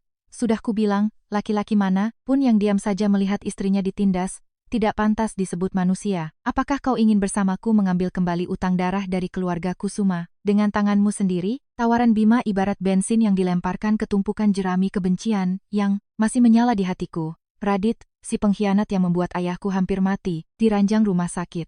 Fanya, sahabat beracun yang merebut segalanya dariku. Aku mendongak menatap lurus matanya, lalu mengangguk mantap. Beberapa hari kemudian, aku menerima paket yang dikirim ke kamar kos. Di dalamnya terdapat undangan berlapis emas yang menyilaukan. Pesta pertunangan, Tuan Muda Radit dan Nona Fanya, diselenggarakan di Hotel Bintang 5 termewah, di Jakarta. Mereka tidak hanya mengirimkan undangan, tetapi juga melampirkan catatan tulisan tangan dengan tinta merah menyolok, jangan lupa ajak suami ojolmu datang untuk makan sisa-sisa. Aku akan menyiapkan meja khusus untuk orang miskin, sebuah penghinaan yang telanjang. Mereka ingin memaksaku datang sebagai figuran, menjadi bahan lelucon seluruh kalangan atas Jakarta demi memamerkan kemenangan. Kotor mereka. Aku memegang undangan itu, tanganku gemetar karena marah. Bima, masuk, merampas undangan dari tanganku, membacanya sekilas, lalu tertawa keras. Tawa dingin dan kejam yang membuat bulu kuduk merinding. Boleh saja. Karena sudah diundang, kita pasti harus pergi. Bersiaplah, Anin. Besok malam kita akan memberi mereka pesta pertunangan paling berkesan dalam hidup mereka. Malam pertunangan tiba. Aula utama Hotel Bintang 5 bermandikan cahaya lampu, kristal gantung. Suara musik simfoni klasik berpadu dengan aroma anggur premium, dan gaun-gaun malam yang berkilau. Para elit, pengusaha berdarah dingin, se-Jakarta berkumpul untuk merayakan penyatuan dua keluarga besar. Aku masuk ke aula mengenakan gaun sutra putih sederhana nan usang yang pernah kupakai saat bekerja sebagai pelayan. Tanpa perhiasan, tanpa riasan berlebihan, Bima berjalan di sisiku mengenakan jaket ojol yang pudar warnanya, dengan kaos murahan di dalamnya. Kemunculan pasangan gembel yang salah tempat ini langsung menarik ratusan tatapan menyelidik dan merendahkan dari para tamu. Bisik-bisik, ejekan terdengar di mana-mana. Radit dan Fanya sedang berdiri di tengah aula, mengangkat gelas anggur, tertawa, riang bersama tamu. Melihatku, mata Fanya berbinar dengan kepuasan tertinggi. Dia merangkul erat lengan Radit dan berjalan melenggang ke arah kami. Oh, lihatlah, nona besar keluarga Larasati yang bangkrut masih berani menampakkan wajahnya ke sini, bawa suami ojolmu segala. Bau busuk kalian mencemari udara Hotel Bintang 5 ini. Satpam mana, kenapa membiarkan pengemis ini masuk? Aku menggenggam erat tangan Bima, menahan gigi menghadapi hinaan itu, berusaha mempertahankan wajah setenang mungkin. Radit menyeringai, mengeluarkan setumpuk uang 50-an ribu dari saku jasnya dan melemparkannya tepat ke bawah kaki. Bima, bocah tengik, waktu di pasar malam kau sok jago, kenapa hari ini diam seperti kerang? Pungut uang receh ini, bawa istrimu yang gembel itu ke area dapur makan, sisa-sisa. Di sini tidak ada tempat untuk kelas bawah seperti kalian berdiri. Seluruh aula tertawa terbahak-bahak menikmati pertunjukan itu.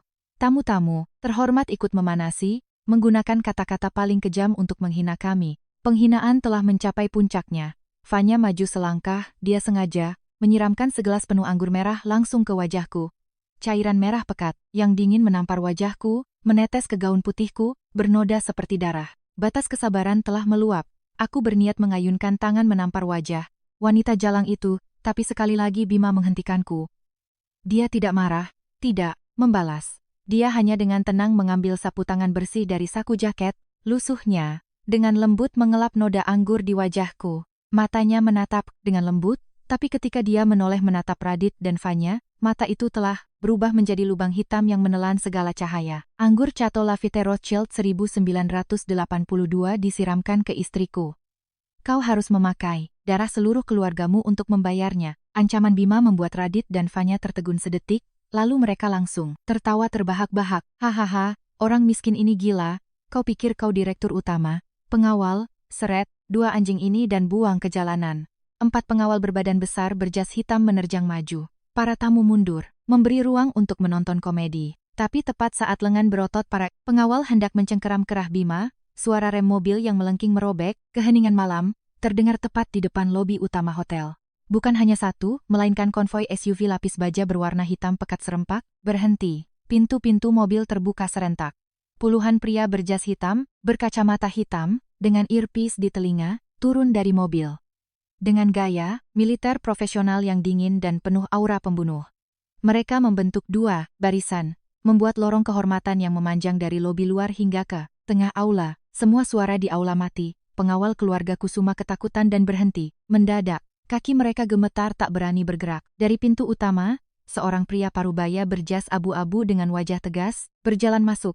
Semua orang di kalangan elit Jakarta langsung mengenalinya. Dia adalah CEO Grup Surya Mandiri, konglomerat finansial yang memegang urat nadi ekonomi seluruh Jawa, menguasai berbagai bank dan rantai real estate raksasa. Tokoh yang saking besarnya, bahkan ayah Radit pun harus berlutut membawakan sepatunya. Ayah Radit buru-buru membelah kerumunan, keringat membasahi dahinya, berlari, mendekat, membungkuk dan menjilak. Bapak CEO, sungguh sebuah kehormatan luar biasa Bapak, sudi hadir di pesta pertunangan anak saya. Ini benar-benar kebanggaan bagi keluarga kami. Namun CEO yang berkuasa itu tidak sudi melirik ayah Radit sedikit pun. Dia menepis tangan ayah Radit, melangkah cepat melewati barisan orang yang menganga, kaget, berjalan lurus menuju sudut ruangan tempat aku dan Bima sedang dikepung. Kemudian, di depan ratusan pasang mata yang terkejut luar biasa dari seluruh elit yang hadir, CEO berkuasa itu membungkukkan badan 90 derajat di depan tukang ojol berjaket pudar. Suaranya menggema keras di seluruh aula. Hormat kami, Direktur Utama. Maafkan saya datang terlambat. Sesuai perintah Bapak, seluruh saham dan mitra perusahaan keluarga Kusuma telah berhasil kita blokir dan bekukan. Mulai menit ini, mereka resmi bangkrut. Pernyataan CEO itu ibarat bom nuklir yang meledak tepat di tengah aula hotel Bintang 5. Seluruh aula seluas ribuan meter persegi jatuh ke dalam keheningan yang mematikan, saking sunyinya sampai suara garpu perak yang jatuh ke karpet terdengar jelas. Semua mata, dari tamu terhormat, pengawal kekar, hingga Radit, Fanya, dan orang tua mereka, tertuju pada pria berjaket ojol yang kotor. Ratusan wajah pucat pasi, karena ketakutan, tidak berani mempercayai apa yang baru saja telinga mereka dengar. CEO Grup Surya Mandiri yang bisa mengendalikan badai di dunia bisnis, yang sekali ayun tangannya bisa mengguncang pasar saham, sedang menunduk hormat, dan memanggil seorang ojol dengan sebutan Direktur Utama. Hal gila apa ini? Radit adalah orang pertama yang memecah udara pengap itu. Dia melangkah, sempoyongan ke depan, senyum di bibirnya berkedut tak karuan. Dia tergagap, menunjuk tepat ke wajah CEO itu. Bapak CEO bercandakan, orang ini. Dia cuma ojol miskin yang tinggal di kolong jembatan. Dia ini suaminya si Anin yang bangkrut itu. Bapak salah, orang, bangkrut apa? Saham keluarga kami sedang naik tajam. Ayah Radit juga buru-buru mengikuti anaknya, keringat membasahi kemejanya. Ia memaksakan senyum menjilat. Benar Pak, pasti ada kesalahan di sini. Grup farmasi keluarga Kusuma sedang jaya-jayanya, mana mungkin bangkrut dalam semalam? Bapak, jangan menakut-nakuti kami. CEO itu berdiri tegak, menatap ayah dan anak itu dengan sinis. Dia mengeluarkan tablet dari saku jasnya, menggeser layarnya, lalu mengangkatnya tinggi-tinggi, agar semua orang bisa melihat. Di layar terlihat grafik saham berwarna merah, menyala. Panah yang menukik tajam tanpa henti dari grup keluarga Kusuma. Kesalahan? Kalian pikir aku sepengangguran itu membawa triliunan rupiah untuk bermain-main dengan cecenguk seperti kalian? Lihat baik-baik.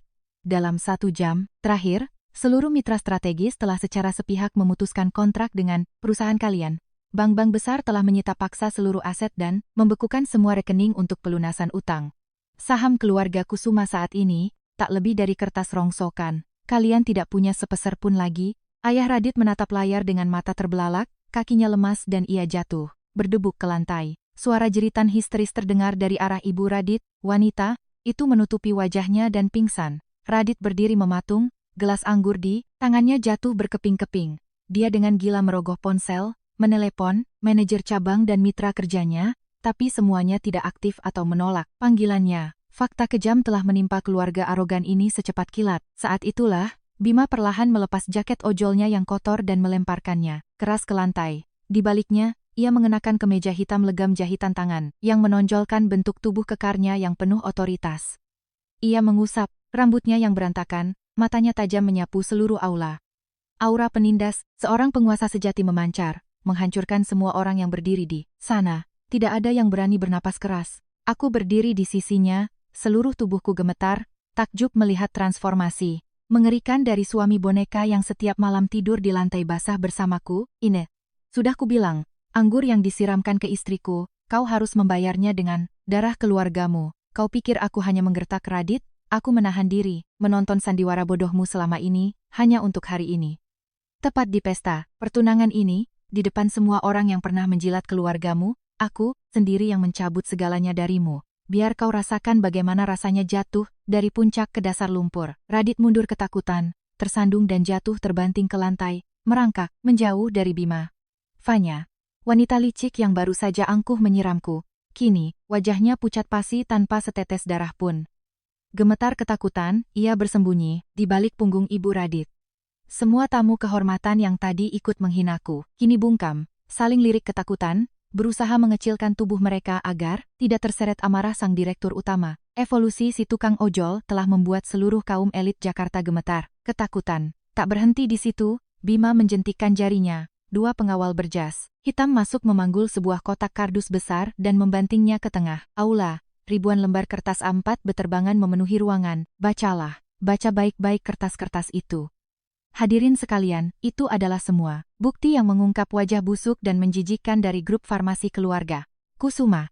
Menyelundupkan alat medis palsu, menukar obat dengan barang palsu, menyuap pejabat, pencucian uang ilegal, dan yang terpenting, konspirasi bekerja sama dengan direktur keuangan keluarga Larasati untuk menipu dan merampas aset, mendorong keluarga mertuaku ke jurang kebangkrutan. Pembongkaran Bima ibarat pisau yang menusuk jantungku. Aku berlari, memungut selembar kertas di lantai dan membacanya dengan rakus. Benar, tanda tangan ini, stempel ini, milik direktur keuangan yang membawa kabur uang ayahku. Ternyata, kehancuran keluarga Larasati bukan risiko bisnis, melainkan sandiwara kotor yang disutradarai sendiri oleh keluarga Kusuma.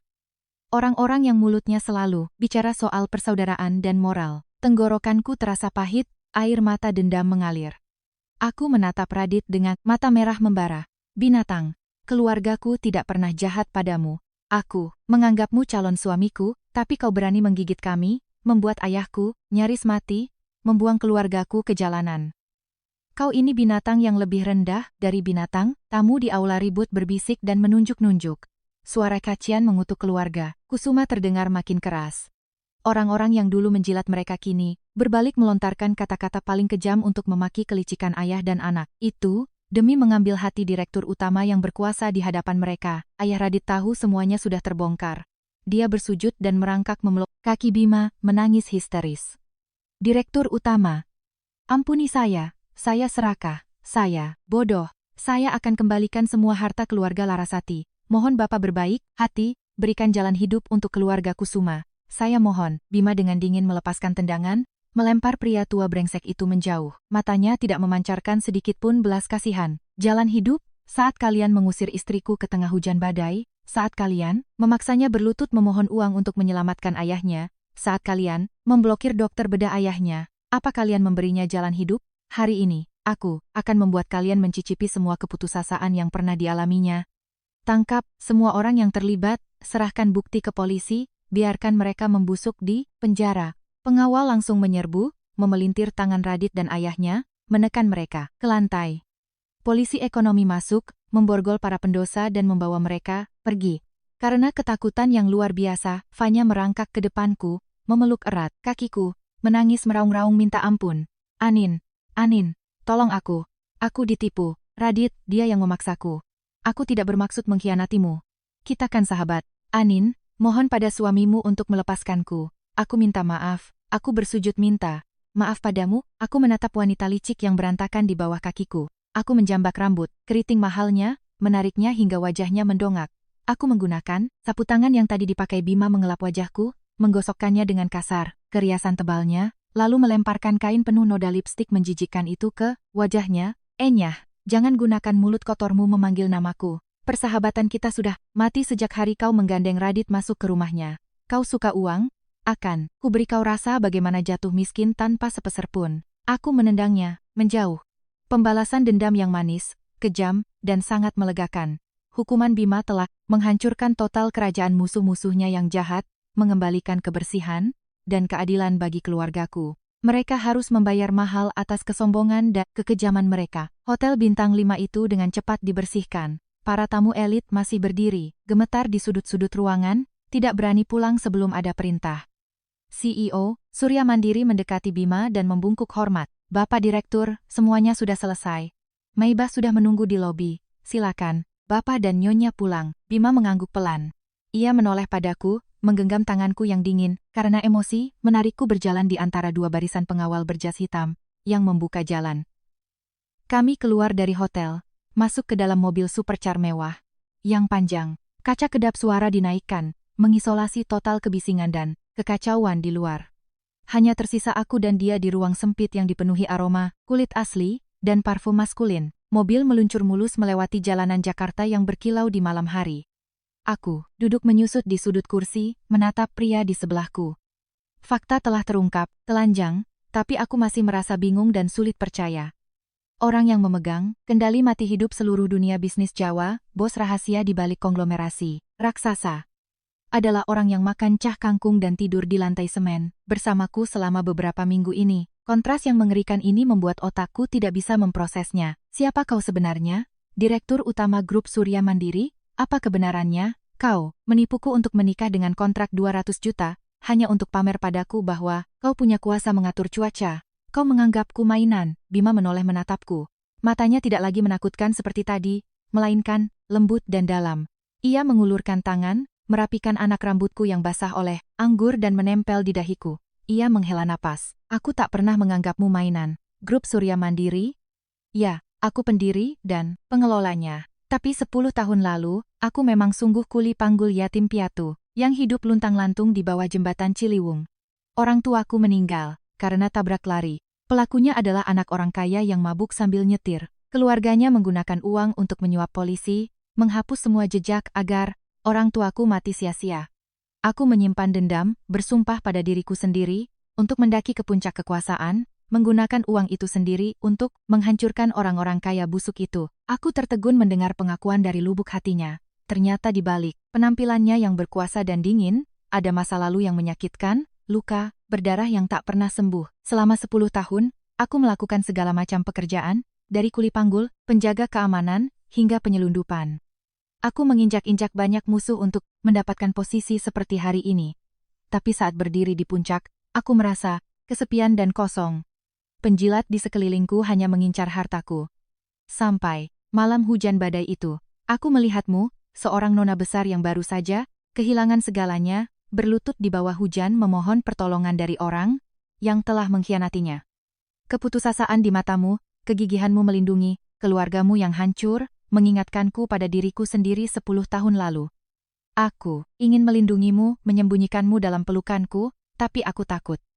Aku takut, jika kau tahu identitas asliku, kau akan sama seperti wanita lain yang datang, hanya karena uang. Karena itu, aku membuat sandiwara sebagai ojol miskin, menggunakan 200 juta untuk mengikatmu. Penjelasan tulus Bima meruntuhkan dinding pertahanan terakhirku. Ternyata dia tidak mempermainkanku. Dia hanya mendambakan cinta yang sejati, tanpa pamrih, di tengah dunia yang penuh kepalsuan ini. Dan aku, di hari-hari paling melarat, telah membuktikan padanya kesetiaan dan penerimaanku yang melampaui batas materi. Aku menangis. Air mata hangat menetes di pipiku. Aku berhambur ke dalam pelukan. Kekarnya, membenamkan kepalaku di dada bidangnya yang berdetak kuat. Bahu ini, pernah memanggulku melewati badai di daerah kumuh, kini melindungiku dari badai, kaum elit. Aku melingkarkan tangan memeluknya erat, tersedak dan berkata, dasar bodoh. Saat kau jadi gembel saja aku tak meninggalkanmu, apalagi saat jadi direktur utama. Mulai sekarang, siapapun dirimu, kemanapun kau pergi, aku akan mengikutimu. Kita jangan bersandiwara lagi, ya? Bima mempererat pelukannya, mencium puncak kepalaku dengan lembut. Ia tersenyum, senyum cerah dan bahagia yang langka di wajahnya yang selalu berwibawa dan dingin. Baik, tak ada sandiwara lagi, ayo kita pulang nyonyaku. Maibah melaju cepat menuju rumah mewah megah di perbukitan pinggiran kota, meninggalkan kegelapan masa lalu, membuka lembaran baru yang cemerlang bagi hidupku. Pagi keesokan harinya, aku terbangun di ranjang king size yang sangat luas dan selembut awan di sebuah rumah mewah kawasan elit Menteng. Sinar mentari pagi, yang cerah menembus tirai sutra tipis, menyinari furnitur bergaya Eropa yang dilapisi emas. Segala sesuatu di sekitarku begitu megah dan indah hingga aku mengira masih bermimpi. Hanya beberapa hari yang lalu, aku masih harus meringkuk di atas ranjang reyot, mendengar suara tikus berlarian di atap seng dan mencium bau selokan. Perubahan seismik ini membuat pikiranku butuh waktu lama untuk kembali ke kenyataan. Bima tidak ada di kamar. Di atas meja teh kecil dari kayu walnut solid di dekat jendela, ia meninggalkan segelas susu hangat dan secari kertas memo yang ditulis buru-buru. Aku ke kantor grup untuk mengurus sisa-sisa sampah keluarga Kusuma. Tidurlah sepuasnya.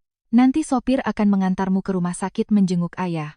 Siang, nanti, mampir ke kantor pusat Surya Mandiri untuk makan siang denganku. Tulisannya masih cakar ayam, sama persis seperti saat ia menulis di kertas. Robekan buku sekolah bersama kartu black card waktu itu. Tapi kini, tulisan itu memberiku rasa aman dan hangat yang luar biasa. Aku mengganti pakaian dengan gaun elegan yang sudah disiapkan oleh penata gaya, stylist di rumah itu, lalu naik Rolls-Royce Phantom yang senyap menuju rumah sakit.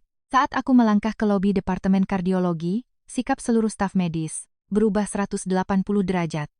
Kepala departemen yang tempo hari mengabaikan hidup mati, ayahku, kini berlari terbirit-birit menyambutku di pintu lift, membungkuk, dalam-dalam tanpa berani mendongak. Dia terus melaporkan pemulihan ajaib ayahku, menjamin bahwa rumah sakit akan menggunakan obat terbaik di dunia dan mengerahkan perawat paling berdedikasi untuk merawatnya 24 jam sehari. Aku hanya mengangguk dingin, melewatinya tanpa mengucapkan sepatah kata pun. Aku sangat mengerti rasa hormat ini bukan untuk Anindya Larasati, melainkan untuk Nyonya Direktur Grup Surya Mandiri yang berdiri di belakangku. Masuk ke kamar VIP kelas presidensial, melihat ayahku yang wajahnya sudah kembali kemerahan, sedang duduk bersandar membaca koran, air mataku tak tertahankan. Aku memeluknya dan menangis terseduh-seduh seperti anak kecil. Ayah mengusap kepalaku. Ia sudah mengetahui seluruh kejadian dari berita finansial pagi ini. Ia tidak menyalahkanku karena menikah diam-diam. Ia hanya berkata, sambil menangis bahwa Tuhan punya mata, putrinya tidak salah memilih orang. Karma itu ada, siapa yang menabur angin akan menuai badai. Menjelang siang, mobil mengantarku meninggalkan rumah sakit, menuju kantor pusat Grup Surya Mandiri, yang berdiri megah di pusat kawasan ekonomi paling sibuk di Jakarta. Gedung pencakar langit berlapis kaca hitam yang berkuasa, menjulang, tinggi sebagai simbol dominasi absolut. Saat aku masuk ke lobi utama, puluhan satpam dan resepsionis langsung berbaris, rapi di dua sisi, serempak menundukkan kepala dan berseru lantang, "Selamat datang, Nyonya Besar." Penyambutan yang meriah itu membuatku sedikit kewalahan, tapi aku berusaha menegakkan punggung, melangkah percaya diri masuk ke lift, khusus Presiden Direktur. Ketika pintu lift terbuka di lantai tertinggi, pemandangan yang menyedihkan menyapaku, sangat kontras dengan kemewahan tempat ini. Tepat di depan pintu, ruang kerja Bima, Radit sedang berlutut di lantai marmer yang dingin. Kemeja, mahalnya robek dan berantakan. Rambutnya acak-acakan. Wajahnya bengkak, memar, dan dipenuhi noda darah kering. Dia sudah berlutut di situ sejak jam 10 malam, kemarin, terus-menerus bersujud hingga dahinya berdarah, memohon bertemu. Direktur untuk minta ampun. Melihatku keluar dari lift, mata kosong Radit tiba-tiba berbinar seperti orang tenggelam yang menemukan pelampung. Ia tak peduli harga diri, merangkak dengan lututnya, menerjang memeluk ujung gaunku, menangis histeris, ingus dan air, matanya bercampur jadi satu, terlihat sangat menjijikkan. Ia menatap wajahku, dari bawah, suaranya parau dan merintih, "Anin, aku mohon, ingatlah persahabatan masa kecil kita 20 tahun, ingatlah bahwa keluarga kita dulu pernah dekat. Tolong minta Mas Bima melepaskan kami." Ia meratap bahwa polisi telah menyita rumah dan perusahaannya. Ayahnya terkena stroke dan dibawa langsung dari rumah sakit ke rutan penjara. Ibunya karena terlalu syok menjadi gila dan berteriak-teriak berkeliaran di jalan. Sedangkan Vanya, selingkuhan yang dulu dia nakemaskan, semalam telah membawa kabur sisa perhiasan emas dan kabur bersama pria lain. Ia bilang ia tahu ia salah, ia dibutakan iblis hingga bertindak kejam padaku. Ia bersumpah tajam bahwa asalkan aku menyelamatkannya dari penjara, ia rela menjadi sapi, kuda, atau anjing penjaga rumah untukku seumur hidupnya. Dia menangis, tersedu-sedu, terus membenturkan kepalanya ke lantai hingga suaranya terdengar, kering dan mengerikan. Aku berdiri tegak, dengan dingin menarik kakiku, menepis tangannya dari gaunku, seolah membuang sampah yang kotor. Tanpa belas kasihan, tanpa kelembutan. Hatiku, untuk pria ini sudah mati total. Sejak malam dia melempar cincin berlian ke genangan air dan mengusirku dari gerbang rumahnya di tengah hujan. Kau pikir air matamu sekarang ada harganya, Radit? Waktu ayahku meregang nyawa, menunggu mati, bagaimana aku bersujud memohon padamu? Kau ingat? Jangankan menolong, kau malah menyuruh pengawal mengusirku. Kau menertawakan penderitaan keluargaku saat aku berjualan casing di pasar malam. Kau dan wanita jalang itu datang menginjak-injak harga diriku. Waktu aku jadi pelayan, kau menghasut teman-teman bajingan kita untuk menyiram anggur ke wajahku demi menghinaku. Dan, yang paling jahat, kau bersekongkol dengan pengkhianat untuk menusuk ayahku dari belakang, merampas usaha puluhan tahun keluargaku. Kau tidak memberiku jalan untuk hidup. Jadi, dengan hak apa kau menuntutku memberimu ampun? Radit tercekat, tubuhnya gemetar hebat. Ia membuka mulut lebar-lebar hendak membela diri, tapi tenggorokannya hanya mengeluarkan suara cegukan yang menyedihkan. Tepat saat itu, pintu kayu ek raksasa ruang direktur utama terbuka. Bima mengambil langkah panjang nan tegap menghampiri. Ia mengenakan setelan jas biru, navy yang berkuasa, tatapan sedingin es abadi melesat ke arah Radit. "Singkirkan tangan kotormu dari istriku.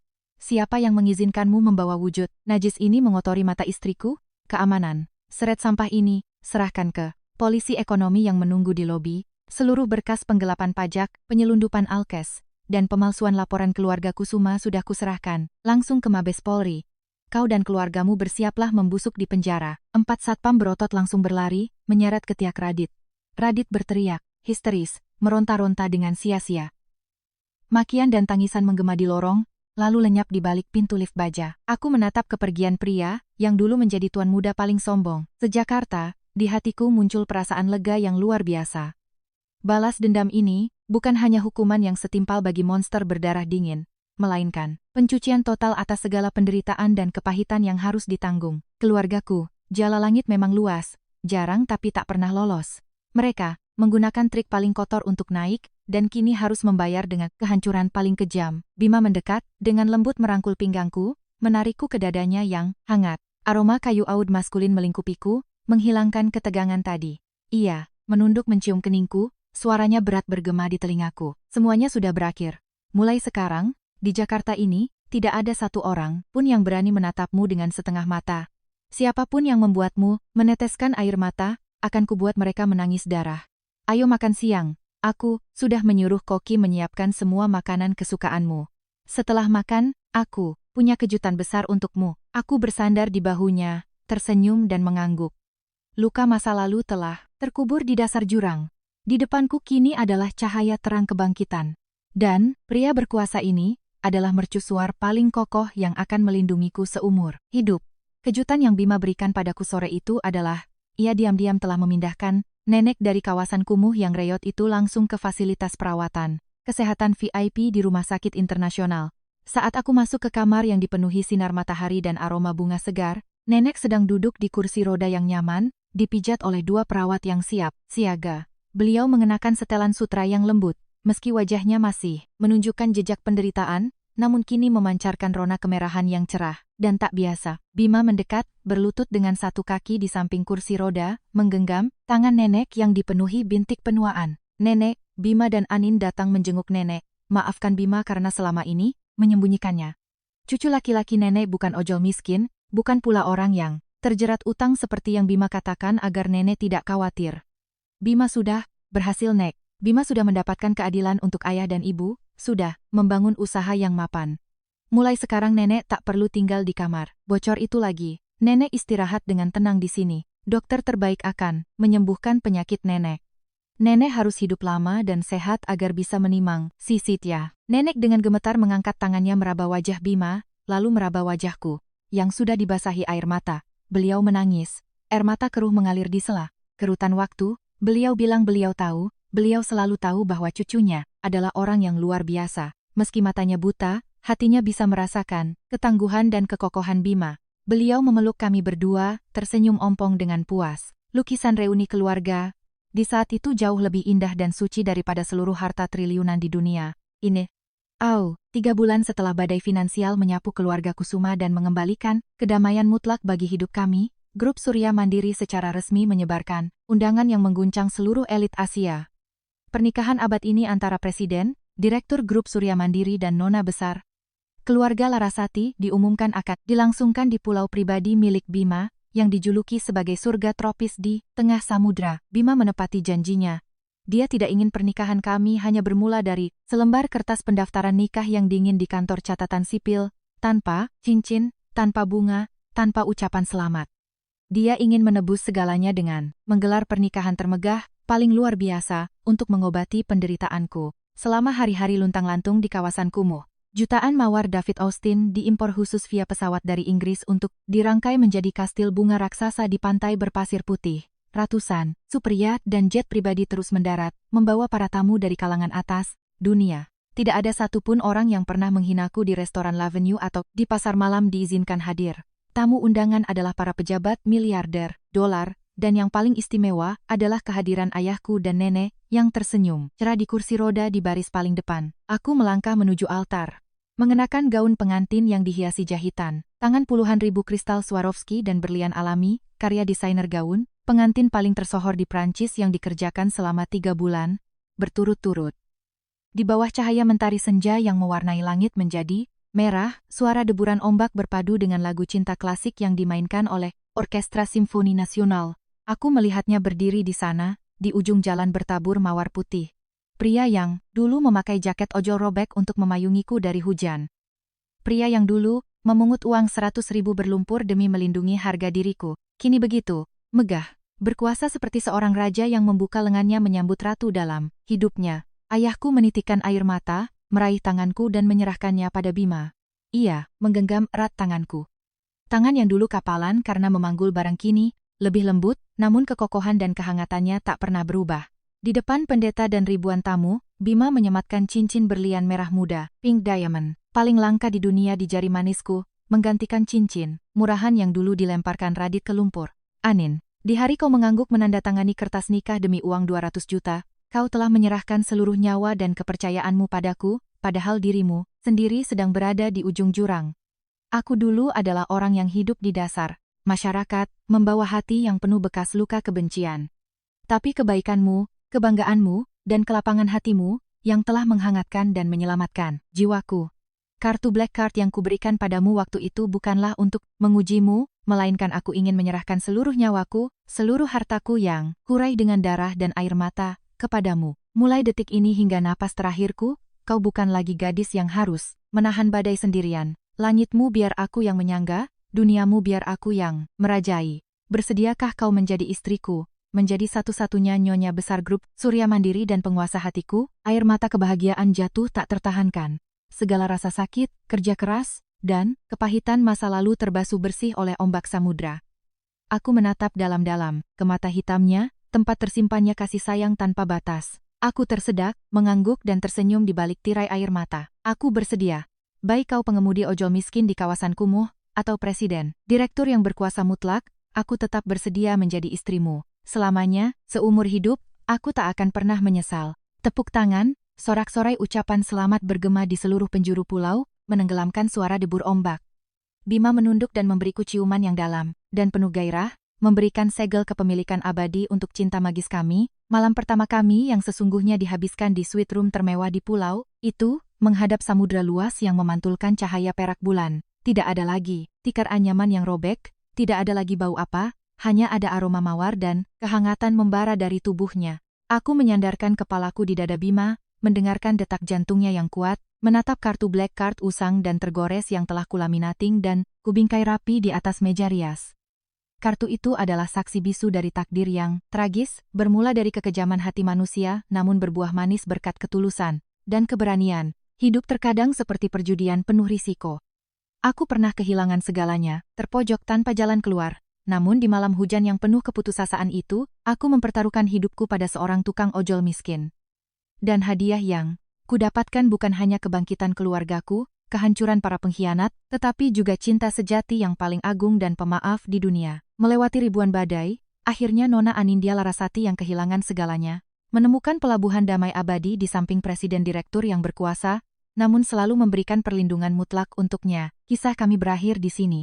Sebuah akhir yang bahagia, sebuah bukti dari kebenaran abadi, orang-orang yang baik hati dan tangguh pada akhirnya akan menerima takdir terbaik dari nasib. Menutup kembali halaman-halaman buku harian penuh badai di masa lalu, aku yang hari ini duduk tenang bersandar di dada Bima yang kokoh, menatap mentari senja yang perlahan tenggelam, mewarnai ungu hamparan samudra yang luas.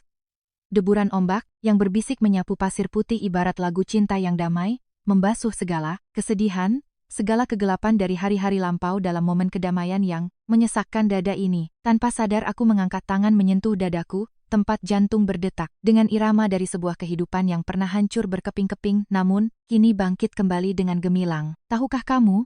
Ketika manusia telah melewati batas akhir rasa sakit, telah mencicipi segala kepahitan dari pengkhianatan dan kemiskinan, maka hal terakhir yang tersisa bukanlah kebencian, melainkan kesadaran yang mendalam, sebuah pelepasan yang ringan dan menenangkan.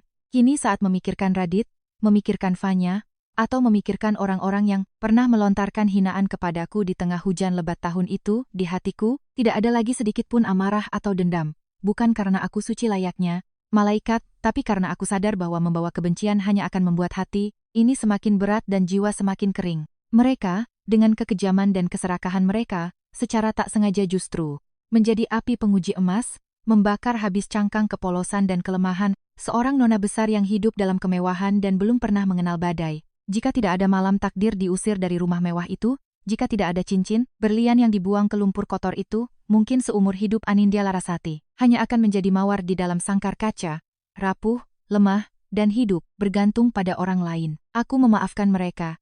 Atau lebih tepatnya, aku menempatkan mereka keluar dari hidupku, mengembalikan mereka pada hukum karma, sebab akibat yang pantas mereka terima. Pelepasan itu seperti melepaskan batu seberat ribuan ton, membiarkan sayap jiwa ini terbang ringan, menyambut hal-hal baik yang benar-benar menjadi milik kita. Perjalanan yang telah kulewati dari seorang gadis lemah yang berlutut menangis, memohon belas kasih pengkhianat, hingga menjadi wanita tangguh yang berdiri, mencuci gelas pecah di restoran tanpa meneteskan satupun air mata. Kehinaan adalah sebuah transformasi yang dipenuhi darah dan air mata. Ia mengajariku pelajaran paling esensial yang mungkin harus kubeli dengan seluruh hartaku, bahwa di dunia ini, satu-satunya hal yang tidak akan pernah mengkhianatimu, satu-satunya yang bisa mengangkatmu dari dasar jurang, bukanlah uang, bukanlah janji manis pria, melainkan ketangguhan dan harga diri dirimu sendiri. Bagi kalian, para perempuan yang sedang membaca cerita ini, aku ingin menyampaikan curahan hati terdalam dari seseorang yang pernah melewati kematian jiwa. Kita dilahirkan sebagai kaum Hawa. Sejak kecil diajarkan bahwa kita harus patuh, harus mencari suami yang baik, punya latar belakang, punya uang untuk tempat bersandar seumur hidup. Kita mudah disilaukan oleh supercar mengkilap, setelan jas mahal, makan malam romantis di bawah cahaya lilin, dan kata-kata manis di telinga. Tapi teman-teman, semua hal gemerlap itu hanyalah jaket luar. Ia bisa, dengan mudah dilucuti, hanya lewat satu musibah nasib. Seperti Radit, tuan muda yang glamor, namun di dalamnya adalah jiwa yang busuk, egois, dan pengecut. Ia rela membuang kasih sayang 20 tahun hanya karena keluargaku bangkrut. Ia hanya mencintai gelar Nona Larasati, bukan mencintai Anindya Larasati. Jangan pernah menyerahkan hidupmu, nyawamu pada seorang pria, hanya karena dia punya uang. Karena ketika kau kehilangan nilai manfaatmu, Atau, ketika dia menemukan mainan baru yang lebih mengkilap, kau akan dilempar keluar, tanpa ampun. Nilai sejati seorang pria tidak terletak pada deretan angka 0 di rekening banknya saat langit cerah, melainkan pada cara dia berdiri melindungimu saat badai menerjang. Carilah pria seperti Bima di masa lalu.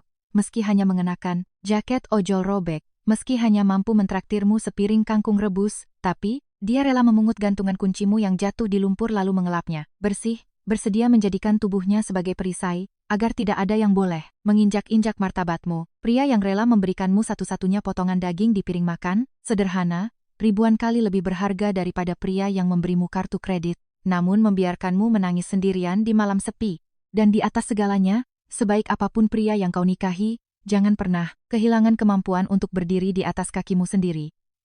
Hari saat aku memegang kartu Black Card berkuasa di tanganku, hari saat aku tahu suamiku adalah CEO grup triliunan, aku tetap tidak berhenti bekerja, tidak mengubah diriku menjadi benalu. Karena aku mengerti bahwa cinta atau pernikahan yang paling awet harus dibangun di atas rasa saling menghormati. Ketika kau punya kemampuan menghasilkan uang sendiri, entah itu recehan dari menjual casing HP di pasar malam, entah itu gaji lelah seorang pelayan, kau tetap berhak menegakkan kepalamu. Orang bisa merampas rumahmu, merampas perusahaanmu, tapi tak ada yang bisa merampas otak, tangan, dan karakter dari seorang manusia yang baik hati. Miskin tidak menakutkan, bangkrut tidak menakutkan, yang paling menakutkan adalah ketika kau membiarkan kesulitan mematahkan kebanggaanmu dan mengubahmu menjadi orang yang kehilangan dirinya sendiri.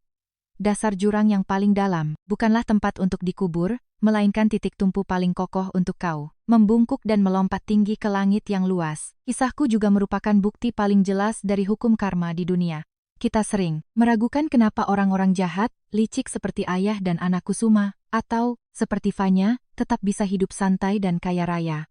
Sedangkan orang baik kadang harus menanggung terlalu banyak penderitaan. Tapi percayalah, jala langit, meski jarang, tak akan pernah lolos. Harga dari kekejaman dan kelicikan bukannya tidak datang, melainkan sedang menunggu waktu yang tepat untuk menjatuhkan pukulan mematikan. Tetaplah hidup dengan hati yang baik. Tetaplah jaga jiwa yang bersih di tengah kubangan lumpur. Meski kadang kau merasa Tuhan tidak adil padamu, kebaikan hatimu dalam masa-masa paling sulit adalah jimat perlindungan paling suci.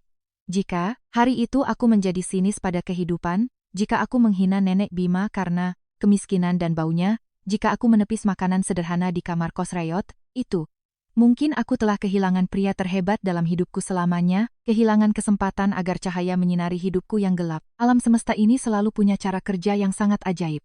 Ia akan mengambil darimu hal-hal yang tidak pantas, untuk membersihkan jalan dan memberimu hadiah yang lebih indah. Asalkan kau tidak pernah menyerah pada harapan dan kebaikan di dalam hatimu. Perjalanan dari seorang nona besar yang lemah melewati badai nasib, melewati hari-hari menjadi istri ojol dan kuli panggul, untuk kemudian menyadari nilai sejati dari cinta dan kehidupan, hingga akhirnya menjadi nyonya besar dari sebuah kerajaan konglomerat, terdengar seperti mimpi dongeng. Tapi dongeng itu ditulis dengan darah, air mata, kesabaran, dan keberanian yang luar biasa. Kartu Black Card paling berkuasa yang Bima berikan padaku bukanlah kartu plastik hitam berkilau itu, melainkan hati yang tulus, perlindungan tanpa syarat yang diberikannya padaku.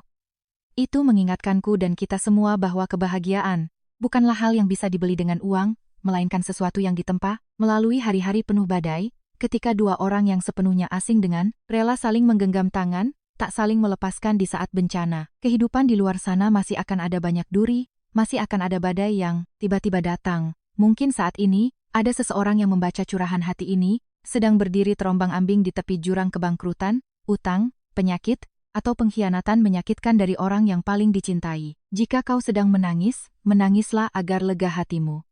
Tapi setelah menangis, hapuslah air matamu, tarik napas dalam-dalam, dan katakan pada dirimu sendiri bahwa besok matahari akan tetap terbit.